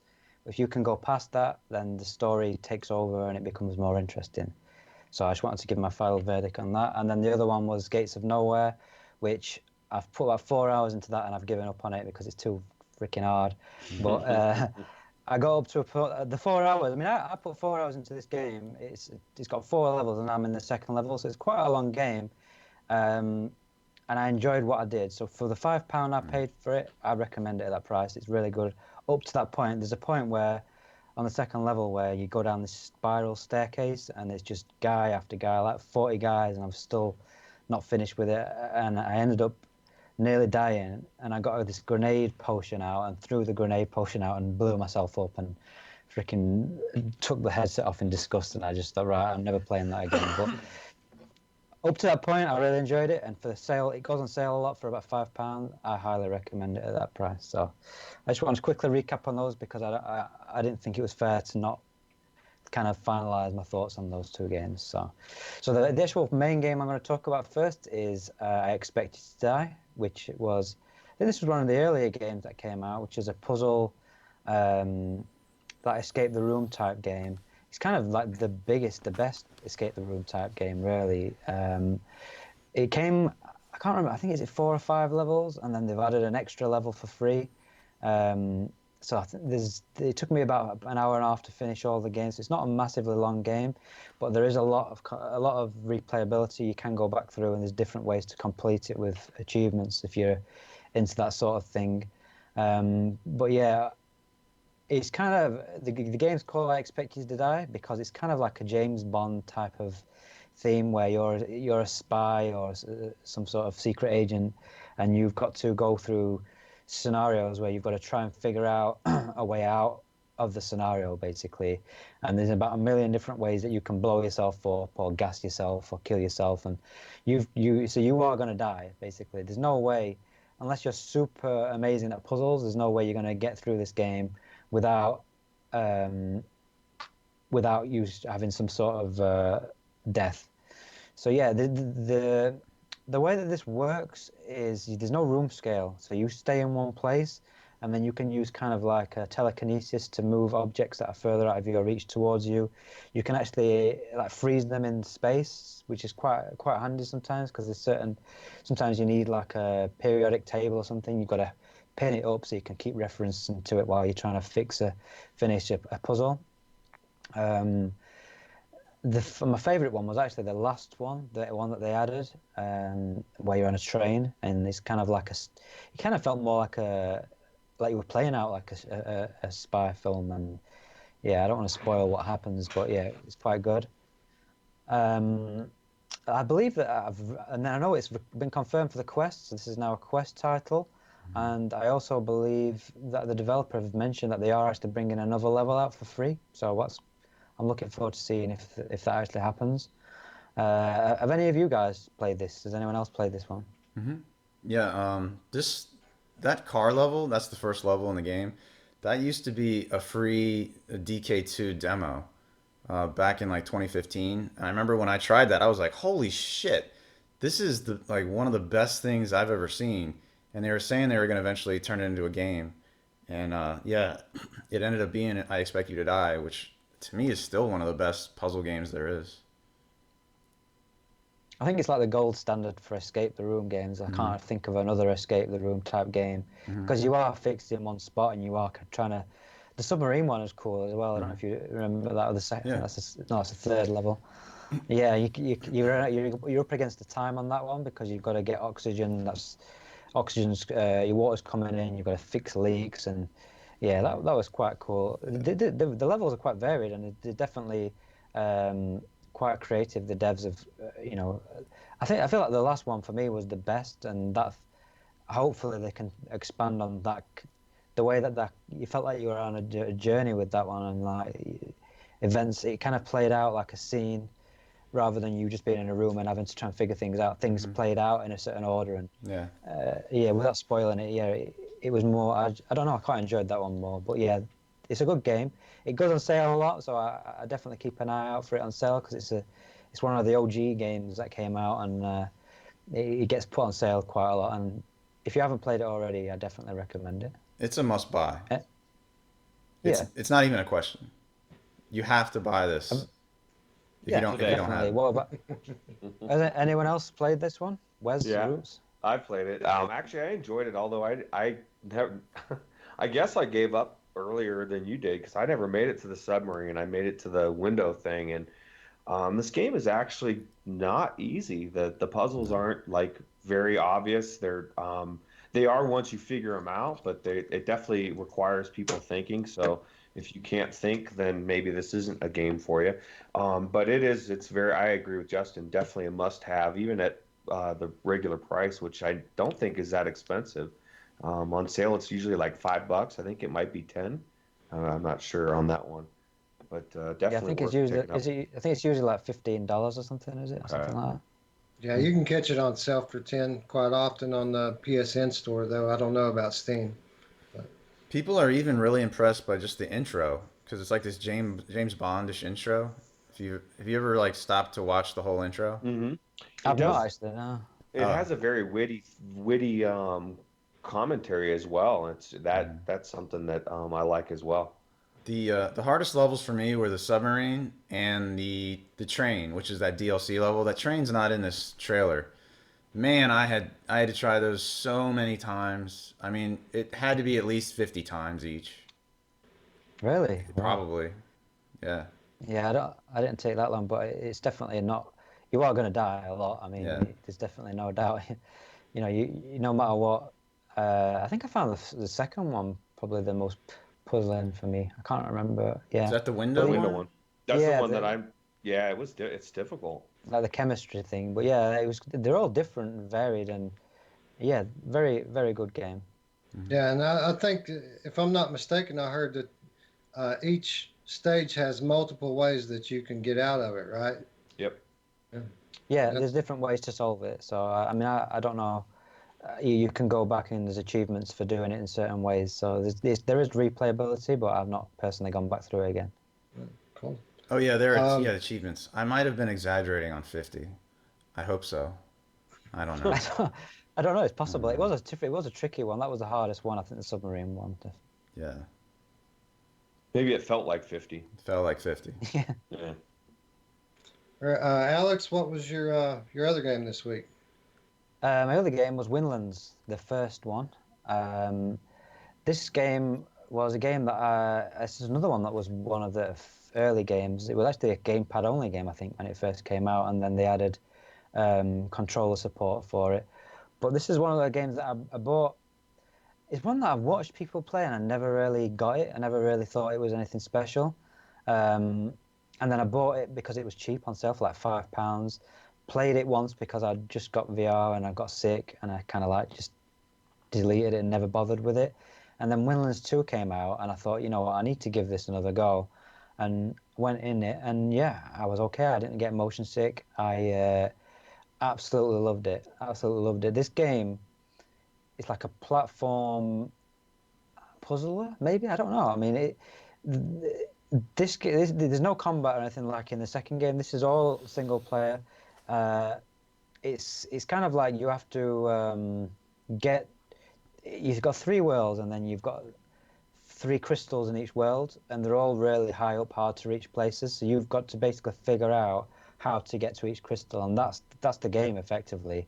But the way that you move is you've got these hooks that you fire out, and there's different modes. You can have it where you can grab anywhere, but I actually had it where you just grab the trees, and that's I think that's how it's designed to be played, and that's where the puzzle element comes in because you can only grapple onto the green trees, so you've got to figure out how to get up to the top, obviously by only grabbing onto them. It gets really hard where you've got to really you kind of stand there and you have to try and plan your route. Like, okay, right, I'll go that way, and then there's one over there, and sometimes you're just hanging and you kind of like drop yourself down and you're swinging backwards and forwards to try and get momentum to go up to another bit. And it's one of those games that are really hard at first, and after a while you just kind of get into a flow with it and you start to get good at it. And when you actually pull off a section where you go through a section and you kind of swinging through, and if it's got this, it's one of the Uh-oh. Ooh, there he went. Uh, Oh well. Justin, you've Hmm. played Windlands, right? Yeah. Let me ask you. I've never played the first Windlands game. Hmm. Is there any reason now that I've played Windlands 2 that I should go back and check out Windlands 1? It's in your library, so might as well. Might as well. Well, Yeah, I mean, there's a lot of games that are in my library, so yeah. uh, Oh, more like, yeah, you're asking, is it worth your time? Uh, I don't. Something more to it than the first, second one, I'm right? just Best feeling. basically I'm asking, is there anything appealing about this game to someone like me who's already played the No, second one? I Am I think. going to? Sorry. I'm sorry. Go ahead. I I'm think this sorry. Go is ahead. I think this is harder to control than Windlands 2, and there's, well, okay, here's what's more appealing. It's more open. So you can go anywhere in the world, you want, whereas Windlands 2 feels a little bit more closed, a little bit more like a corridor, whereas this I think is a little bit more freedom maybe. Right. It's Okay. less linear, but Windlands 2 is the better game. Yeah. Okay. Looks like Alex is back. Are you live with us, Alex? Can you hear me? Yeah. Yep. Yeah. Yeah. Yeah, I never disconnected, but for some reason you couldn't hear me. I don't know. Yeah. You Maybe just my froze internet's. up. You You froze. froze up. Yeah, you froze up. Your sound went. You were gone, Yeah, brother. yeah. It looks really choppy for me for some reason, but as long as you can hear me. You got to talk Yeah, to Sorry. can you hear me? Yeah, I can hear you. I was just saying you got to talk to Yeah, BT. yeah, I do. I need to kick some butt. Yeah. But yeah, between this one and the second one, I actually preferred this one. Oh, wow. Just, just only just, but they are different. They are different games. This is definitely like a single player puzzle game, whereas the second one's like an adventure, action game. So they are different. And we played through this obviously 4 player on the second one, so it's got a different feel to it. But I really, this is one of those games where I started playing it and I just kept playing it, just every night until I finished it.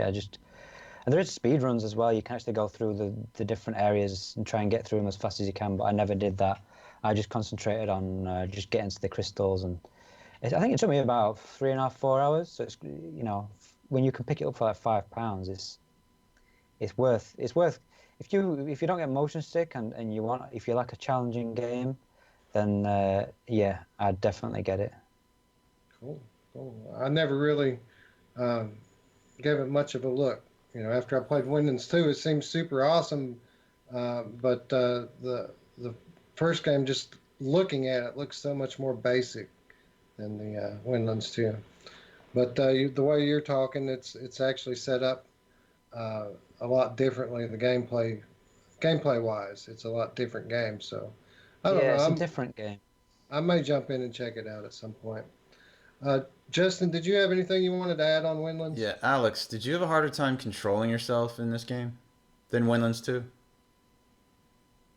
Um, there is difference between the two. I don't know if they've refined the controls, but I don't know. Hmm. I felt like Windlands 2 was more forgiving. I felt like this was a more difficult, more challenging game. Mm-hmm. Like I felt like the hooks are longer in Windlands 2. There's times in Windlands 2 where I felt like I was gone. There's no way I was coming back, and somehow I still reached some of the points. Whereas this felt like, you really had to be more precise with and be. You couldn't free flow like with Windlands 2. You can come to the edge, not even really think about it, and just jump off, and that there's plenty of places that you can just hook onto. Whereas this, you really had to stop, look, figure out where you were going to go, and then and go from there. Yeah, I had no problem with Windlands 2, but I lost patience with this game, so I basically cheated and made it so every surface was grappleable. Yeah. And that's how I beat it.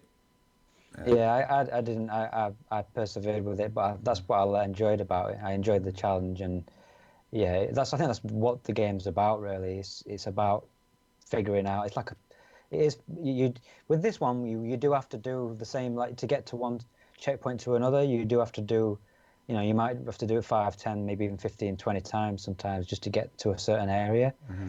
Whereas with Windlands 2, there was never really anywhere I got really stuck like that. So. Mm-hmm. It's different. Cool. Well, if we have nothing else on Windlands, that brings us to Roots. Roots, what do you want to talk about today, bud? All right. My first game is actually came out in 2011 as a flat game, and they re-released it in December 15th of 2017. It's LA Noire VR case files.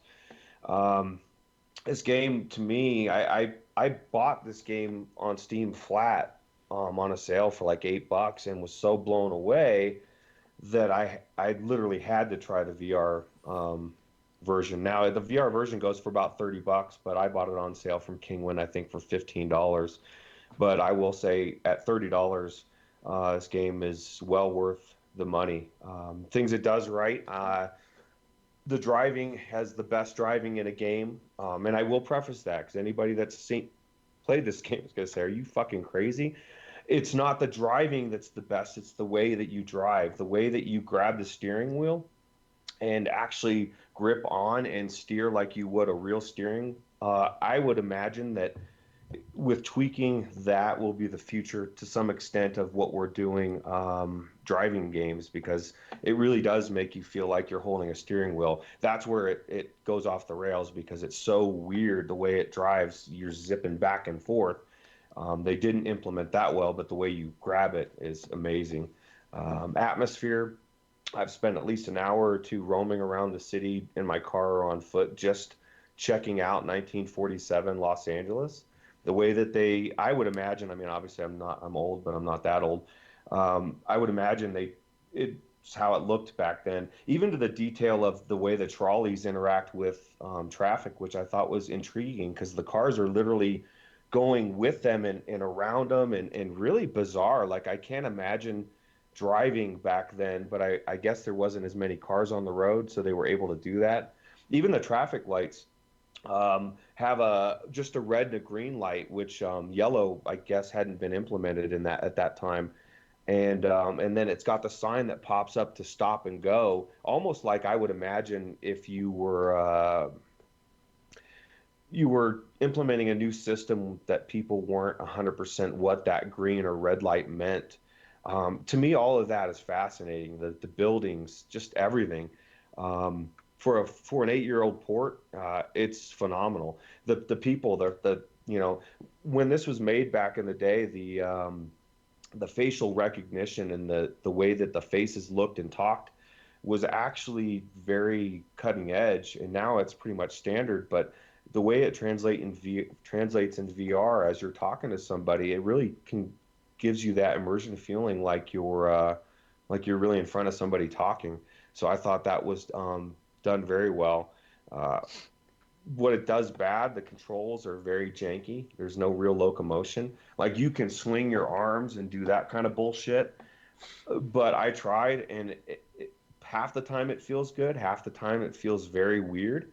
And then the other way that they do it is like in the game on the flat version, you click on an icon or something across the screen and he runs, which is what I ended up doing. But it's kind of jarring in VR because you're standing looking first person, and then all of a sudden this guy comes out of you and runs across the thing.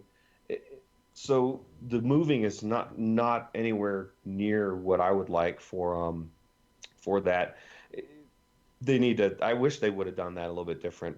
It's only got a handful of cases. I think it's got like 8 cases, and a couple of them are kind of tutorials. So I was kind of bummed out on that.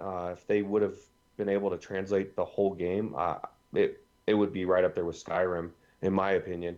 Um, it's not as interactive as the original. Like in the original game, you can get over the body of a dead person. You can grab the person's head, because typically I said her because a lot of the victims are females from a creepo dude, and you can grab her face and you can twist the head and you can look at like abrasions on the neck and you can grab the arm and you can manipulate it. And in some of the ways you can only do some of that in with it. So I feel like they limited themselves on that, and I don't know if that was like a time issue or what. But yeah, I would say that anybody that played the original, or even if you haven't played the original and you're looking for a game that has good detective skills, looking for clues, being able to question people, and that's one of the things I loved about the original and this one the most is like you'll throw something out to somebody and they get cocky and they'll be like, "Oh, fuck you, you don't know shit," and then you throw down some evidence like, "Oh yeah, well let me," and then the demeanor changes and now they want to help you, and and so you can actually question them the right way or the wrong way, good cop versus bad cop way. So they give you a lot of options. So I definitely think it's worth playing for sure. So Cool. Alex, I think you've played this one, haven't you? Yeah, yeah. Well, I'm not quite as I liked it, but I'm not quite as up on it as Roots. What I liked about this game is it felt like a glimpse at the future, of a AAA Grand Theft Auto in VR or something like that.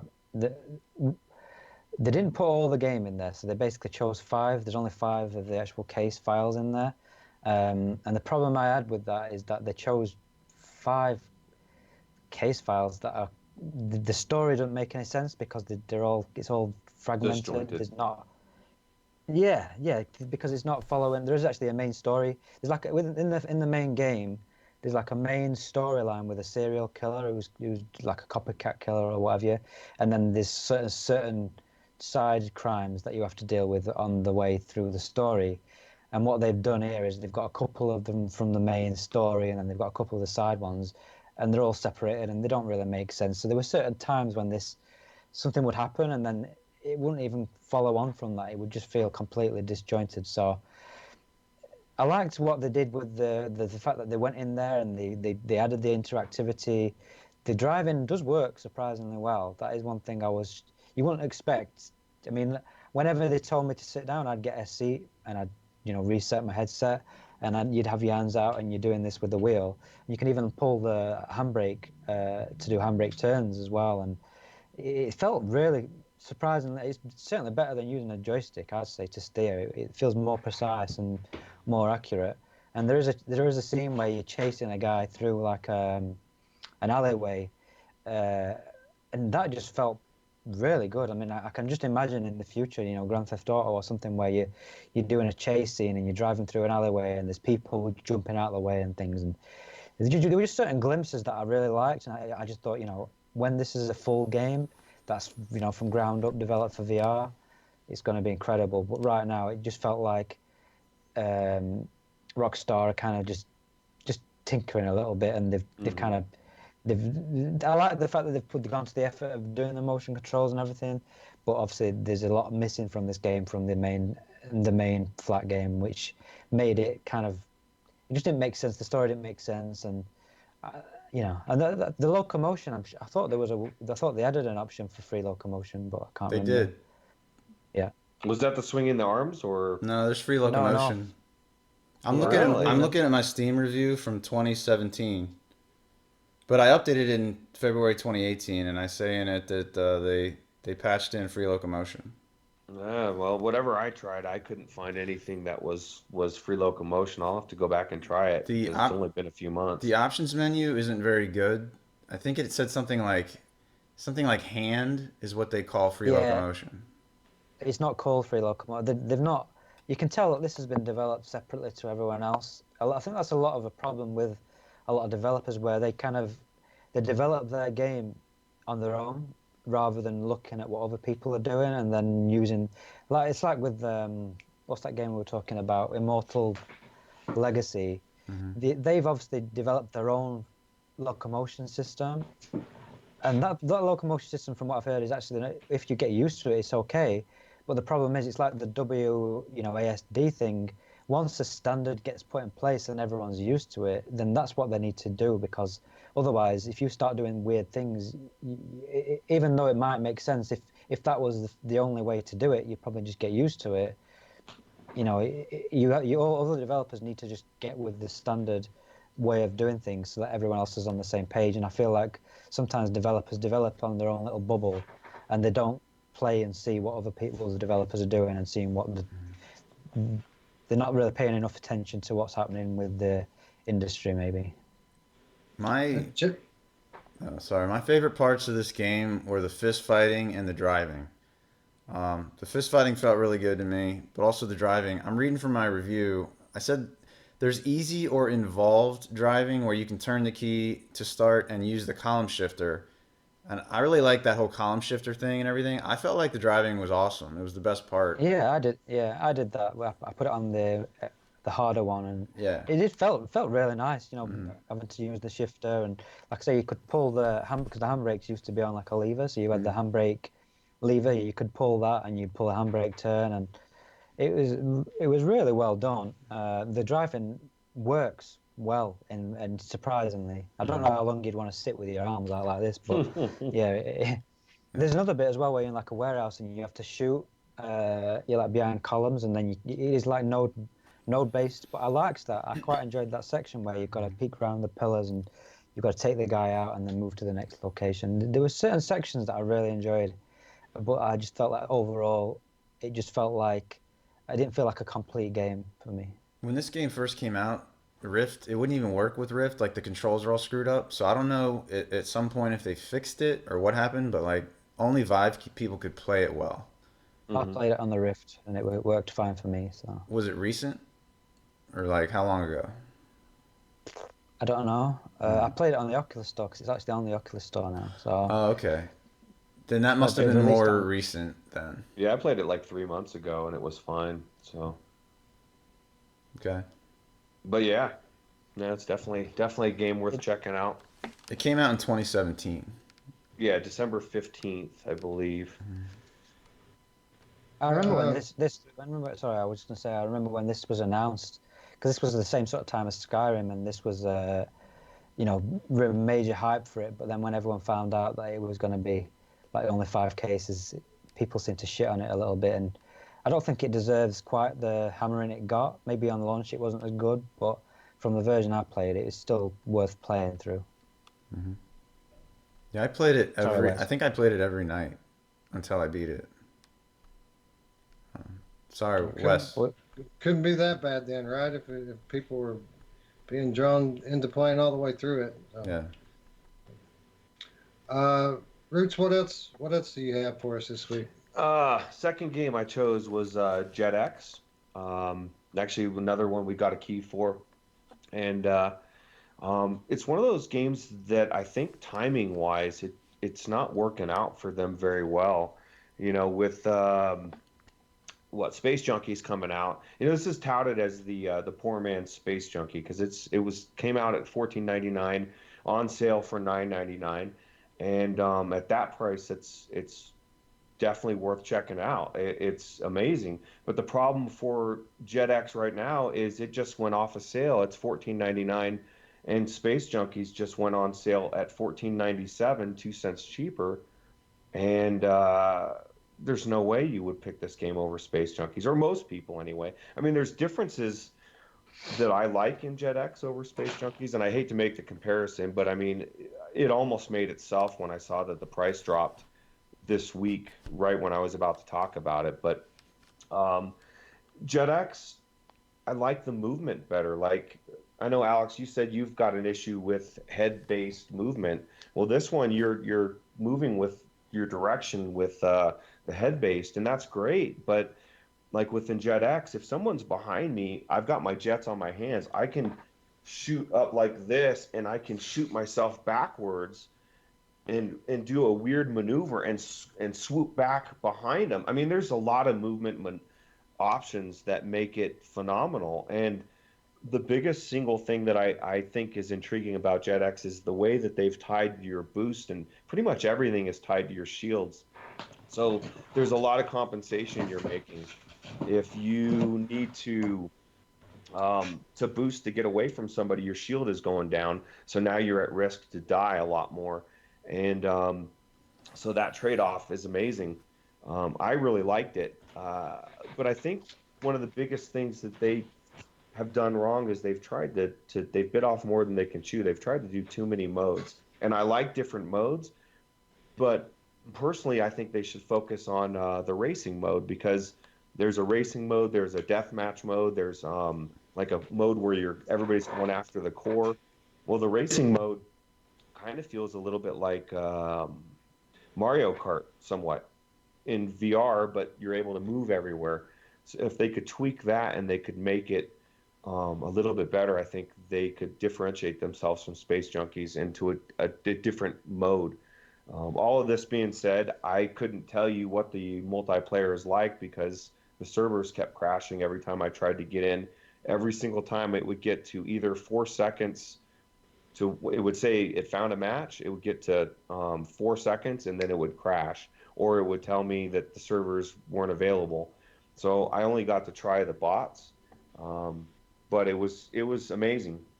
Um, you know, and then like I'll go into Space Junkies a little bit as far as is what this doesn't have is the guns. The guns in Space Junkies are freaking amazing. So maybe if JetX maybe added a couple different types of guns, or I'm trying to give the devs some things that they could work on to make it more of an amazing game. But I definitely think it's worth playing. I just don't see any reason to buy it when you can buy Space Junkies at the same price. That's my personal opinion. 2 weeks from now, when Space Junkies goes up to the ridiculous $40 it is, then this makes sense for sure. So Yeah. Yeah, I think the Space Junkies people are probably just trying to fill up their lobbies. They have a very young game going on right now, and it is expensive. So I'd say that, it's a multiplayer only game. So I'd say they need to get people into their lobbies. So I'd say that this uh, sale that it's currently on probably won't be something that you're going to see very often. hmm Justin, you played JetX not long ago. What did you think about it? Yeah, I thought it was a Space Junkies light, and this trailer makes it look way better than it really is. So whoever made the trailer is great at making trailers. I'm not big into this arena shooting stuff, but for me, that arena shooting didn't feel that great. And they advertised this game as being like the fastest VR game yet, and didn't feel that fast to me. Um, I don't know. I've played plenty of faster games. The racing for me, yeah, was the funnest part, but there were a lot of parts where I got completely stuck. Like I would fall into a canyon and then I would just sit there waiting for the game to like respawn me up higher. But I would just sit down there like, what the hell? I'm gonna lose the race now, and I don't know if that was intended or what. But then randomly the games would sometimes like warp me ahead of everyone else. Maybe they were just rubber banding me like they do in Mario Kart. So yeah, the racing was okay, but like I don't know, just didn't feel that good to me. In the battle arena, we were all getting wiped out by some little Russian kid with a super high pitched voice. So maybe that was part of it. I was just getting my ass kicked. So that's about it. All right, cool. see, I found it to be really fast paced, at least when you're getting into the thick of it. But maybe like you said, if somebody was dominating, I could see how that wouldn't seem like anything but spawning and dying. So Justin's used to playing that Jet Island as well, where you Jet can Island. constantly go into a loop and accelerate to 5,000, Yeah. miles per hour. So this game, compared to that, might seem pretty slow. Space Junkies, Justin, what you need to do is you need to play JetX a couple rounds and then go play Space Junkies, because I did that yesterday, and after I did that, Space Junkies, I felt like was fucking slow. Like I couldn't maneuver. Like somebody would come up behind me and I'm dead. There's no way, but there's no way to get away from it. And that would be my only gripe about Space Junkies. I just felt like I was moving really slow, and but everything else was amazing. They could have said the fastest arena shooter or something. Yeah. Because, yeah, it might be. All right. Anything else on JetX? I think so. All right. Well, I guess it is my turn then. This week I'm going to talk about one of my favorite Oculus Rift games, Wilson's Heart. What originally got me thinking about this game was we've been talking about node-based movement on this game or the other every week that we've been on here. And it would be wrong not to mention how good this game is in spite of the node-based movement. This game, I guess you could call it kind of a puzzle adventure, but it's more of a mystery game. The puzzles are pretty easy, most of them. You're more trying to figure out the story here with this one. And in my opinion, the strength of this game is the storytelling. This is a story-based game, and it's a common in VR games. Uh, it's a common complaint that the voice acting is just terrible in a lot of VR games. Well, this is probably got the best voice acting that I've ever seen in any game, and that's with good reason. This this game has an all-star cast of well-known actors, and I can read those off to you right now. Peter Weller is the lead in this game. Rosario Dawson, the second lead. Michael B. Jordan, Alfred Molina, Kirkwood Smith, Paul Rubens, uh, and more. These are big name actors, and they did a great job in this game. Um, Telling the story. Now, originally, when I got my Oculus Rift, I had no idea what this game was. I'd never heard of it, but I was searching for horror games, and this game came up in a search, and I wouldn't really consider this to be a classical horror game. This is more of like an ode to the classic monster movies. I mean, I know there's some pretty disturbing imagery here in this trailer, but they've picked out probably the most graphic parts of the game and put into the trailer. This is more reminds you of a classic monster movie, you know, Frankenstein, the Mummy type stuff, than really a horror game. Uh, but this game is all about the story. It's all about the environments. The production value is super high, probably as good as any game I've ever played in VR, and just thoroughly impressed with this game. I think you've all played this one, right? So, Justin, what did you think about Wilson's Heart? Yeah, by the looks of it, I wasn't that interested when it first came out. I guess part of it is because it's black and white, but then it was on sale one time, and then I said, all right, I'll get that, try it out. I mean, I like horror, and then once I started playing it, I played it every night. It was another one of these every night until I finished the games. I liked it a lot. I mean, I like the puzzles. There was even a puzzle where I couldn't figure out what to do, and I had to go on the internet. Unfortunately. um, yeah, and there's scenes where you actually battle the monsters. I like that stuff. Like there's like a fly guy you battle. There's like a you know a swamp thing type of thing. There's all sorts of different monsters in this. Yeah, And no, I'll point out that the first time I ever punched my TV was playing this game when I was in a fist fight with a man who came to life made out of prosthetics. So yeah, there's a lot of physical melee attacking in this game. yeah, yeah. I mean, that's about all I have to say about it. I recommend it for sure. What about you, Alex? What did you think of Wilson's Heart?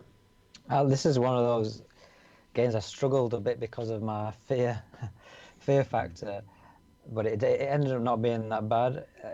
It's got, I think, maybe 2 or 3 jump scares, but it's not too bad. But most of the time, like if you have to open a hatch, I'd I'd be like this, hoping in the hatch, because I'd feel like something was going to jump out at me, or if you have to put your hand inside something, or I was always expecting something to jump out at me, and it never really happened. But yeah, this game's great. It's like you said, the voice work. I didn't realize Michael B. Jordan. I bet he wouldn't do this now, and now he's a big time actor. But yeah, there's some good voice work, good animation. The weird thing about this one is it's black and white, but when I remember this game, I remember it in color. It's really weird. I don't think, for some reason, my brain almost kind of filled in the color of the game. I don't know. It's weird. It's a weird feeling because when you're in there, you don't even think about the black and white. Because like there's like a lizard monster guy, and I kind of remember him being green. It's weird. I don't know. But yeah, the puzzles were a bit too projected. I thought like there's times where they actually physically show like a silhouette of you doing something to show you what to do, and I would have liked to have at least had the chance to figure those out. There was one puzzle with like these postcards where you had to put them in right order, and I thought that was a really cool puzzle. Yeah. That was really creative, though. I've not seen anything like that before with the way. I won't spoil it, but yeah, it's cool the way that worked. Yeah, there was one bit towards the end. I can't say anything about spoiling it, but I've got from a kid. I'll kind of Michael Jackson Thriller. I got forced to watch that when I was really young, so I've got a fear of something, and when something happened, yeah, I ripped the headset off pretty quick. That was my I favorite. actually That was my favorite music was it? video as a Yeah. Oh, kid. the video, yeah. See, I was really, really young. I was like 4 or something, So and was I. it traumatized me for life. But yeah, I literally played the rest of the game at the end by holding my thumb over the sensor and watching it through the TV because I couldn't actually bring myself to put it back on my head. So yeah, that did it for me. I'm glad that happened at the end and not halfway through. Otherwise, I probably would have never have finished the game. But yeah, there's some really cool.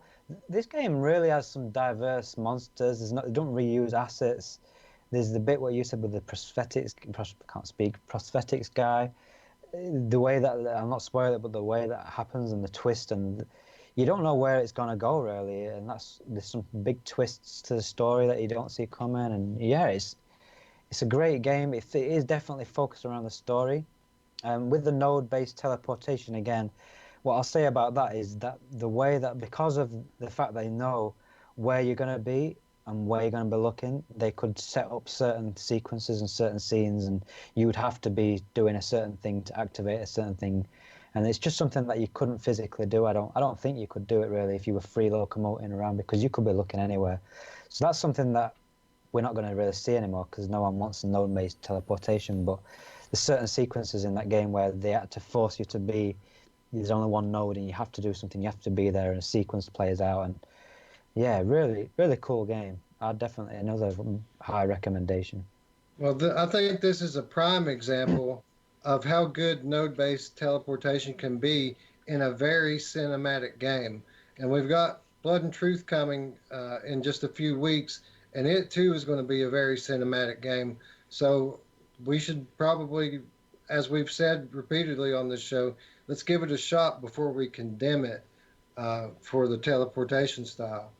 As far as the black and white goes, I think it really works in this game.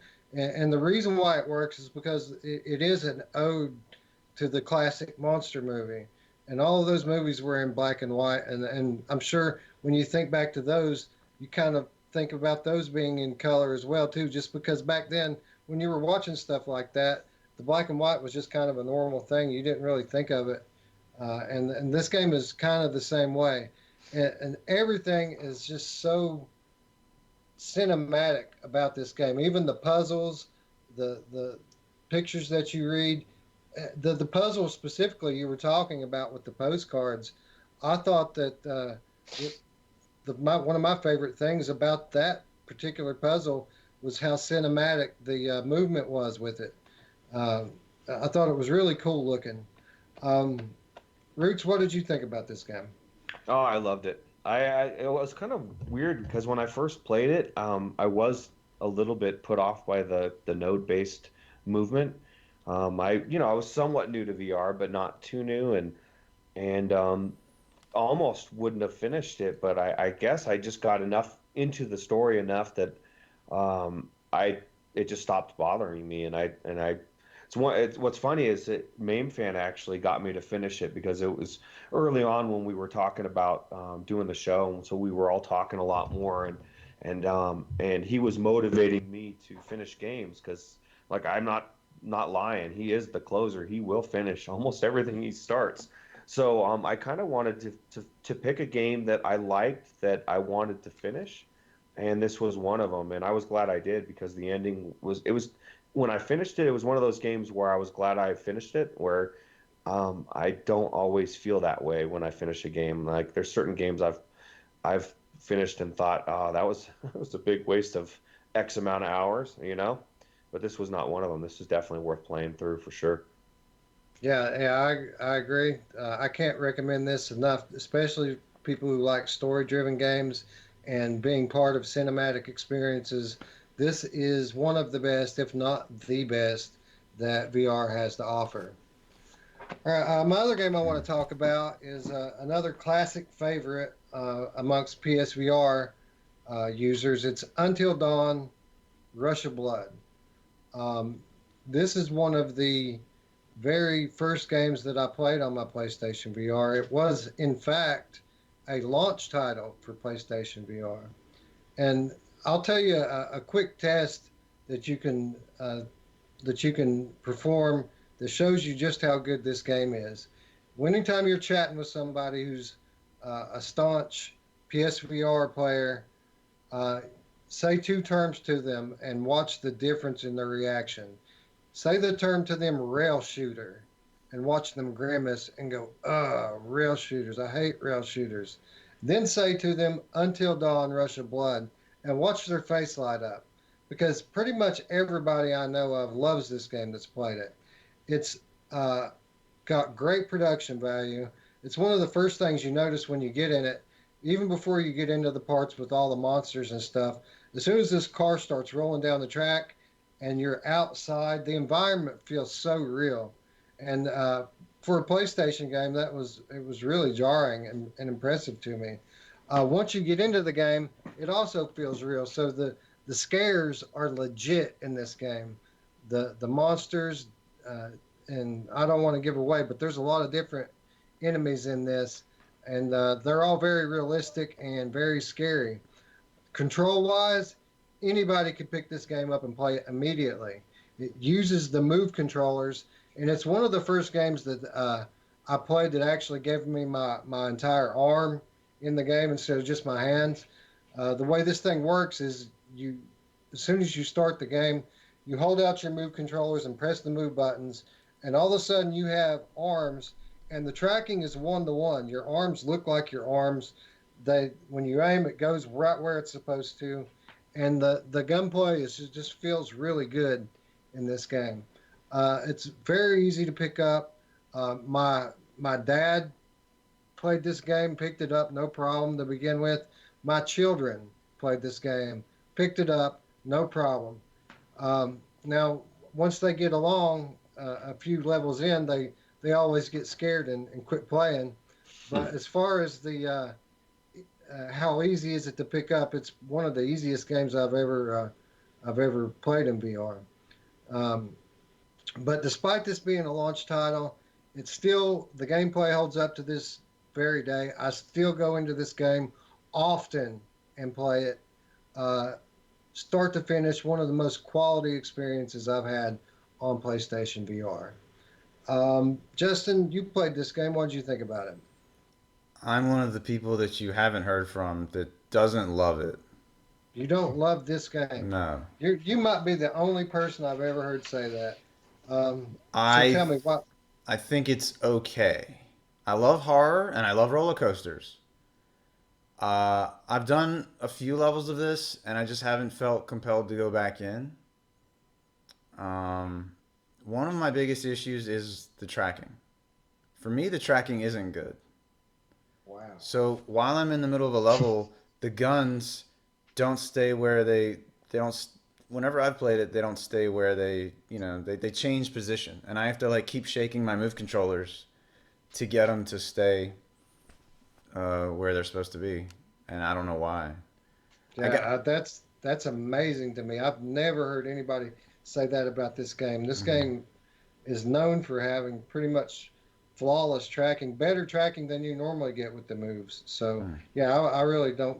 That blows my mind. I got to try it again. I don't dislike And it because I like the speed and I like the horror. Um, so it really um, was just a tracking thing, huh? the tracking is what turned me off the most. Yeah. That's crazy to me. That's insane.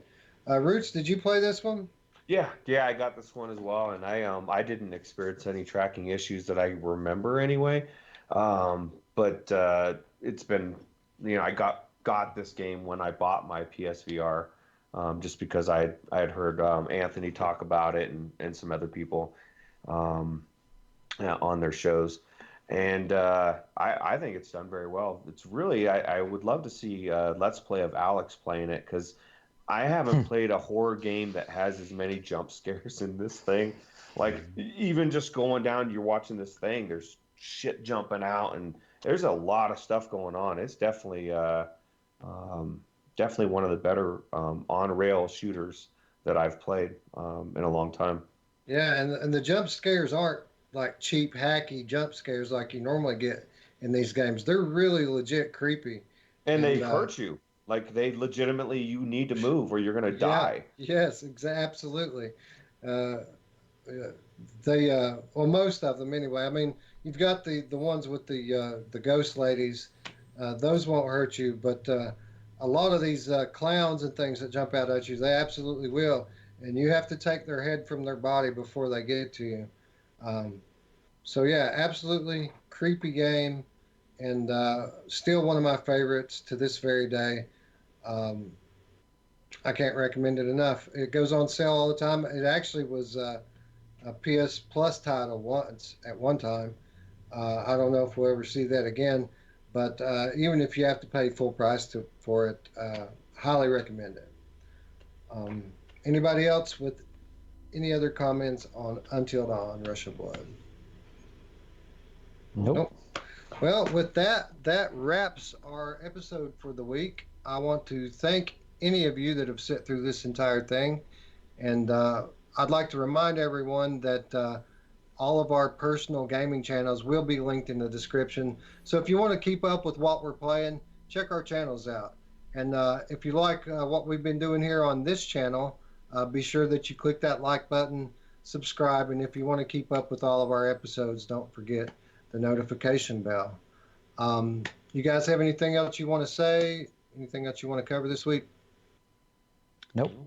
Nope. No. All right. Well, with that, I'm Wes for Justin, Alex, and Roots. Thanks for watching, and we will see you next week. Bye. Later.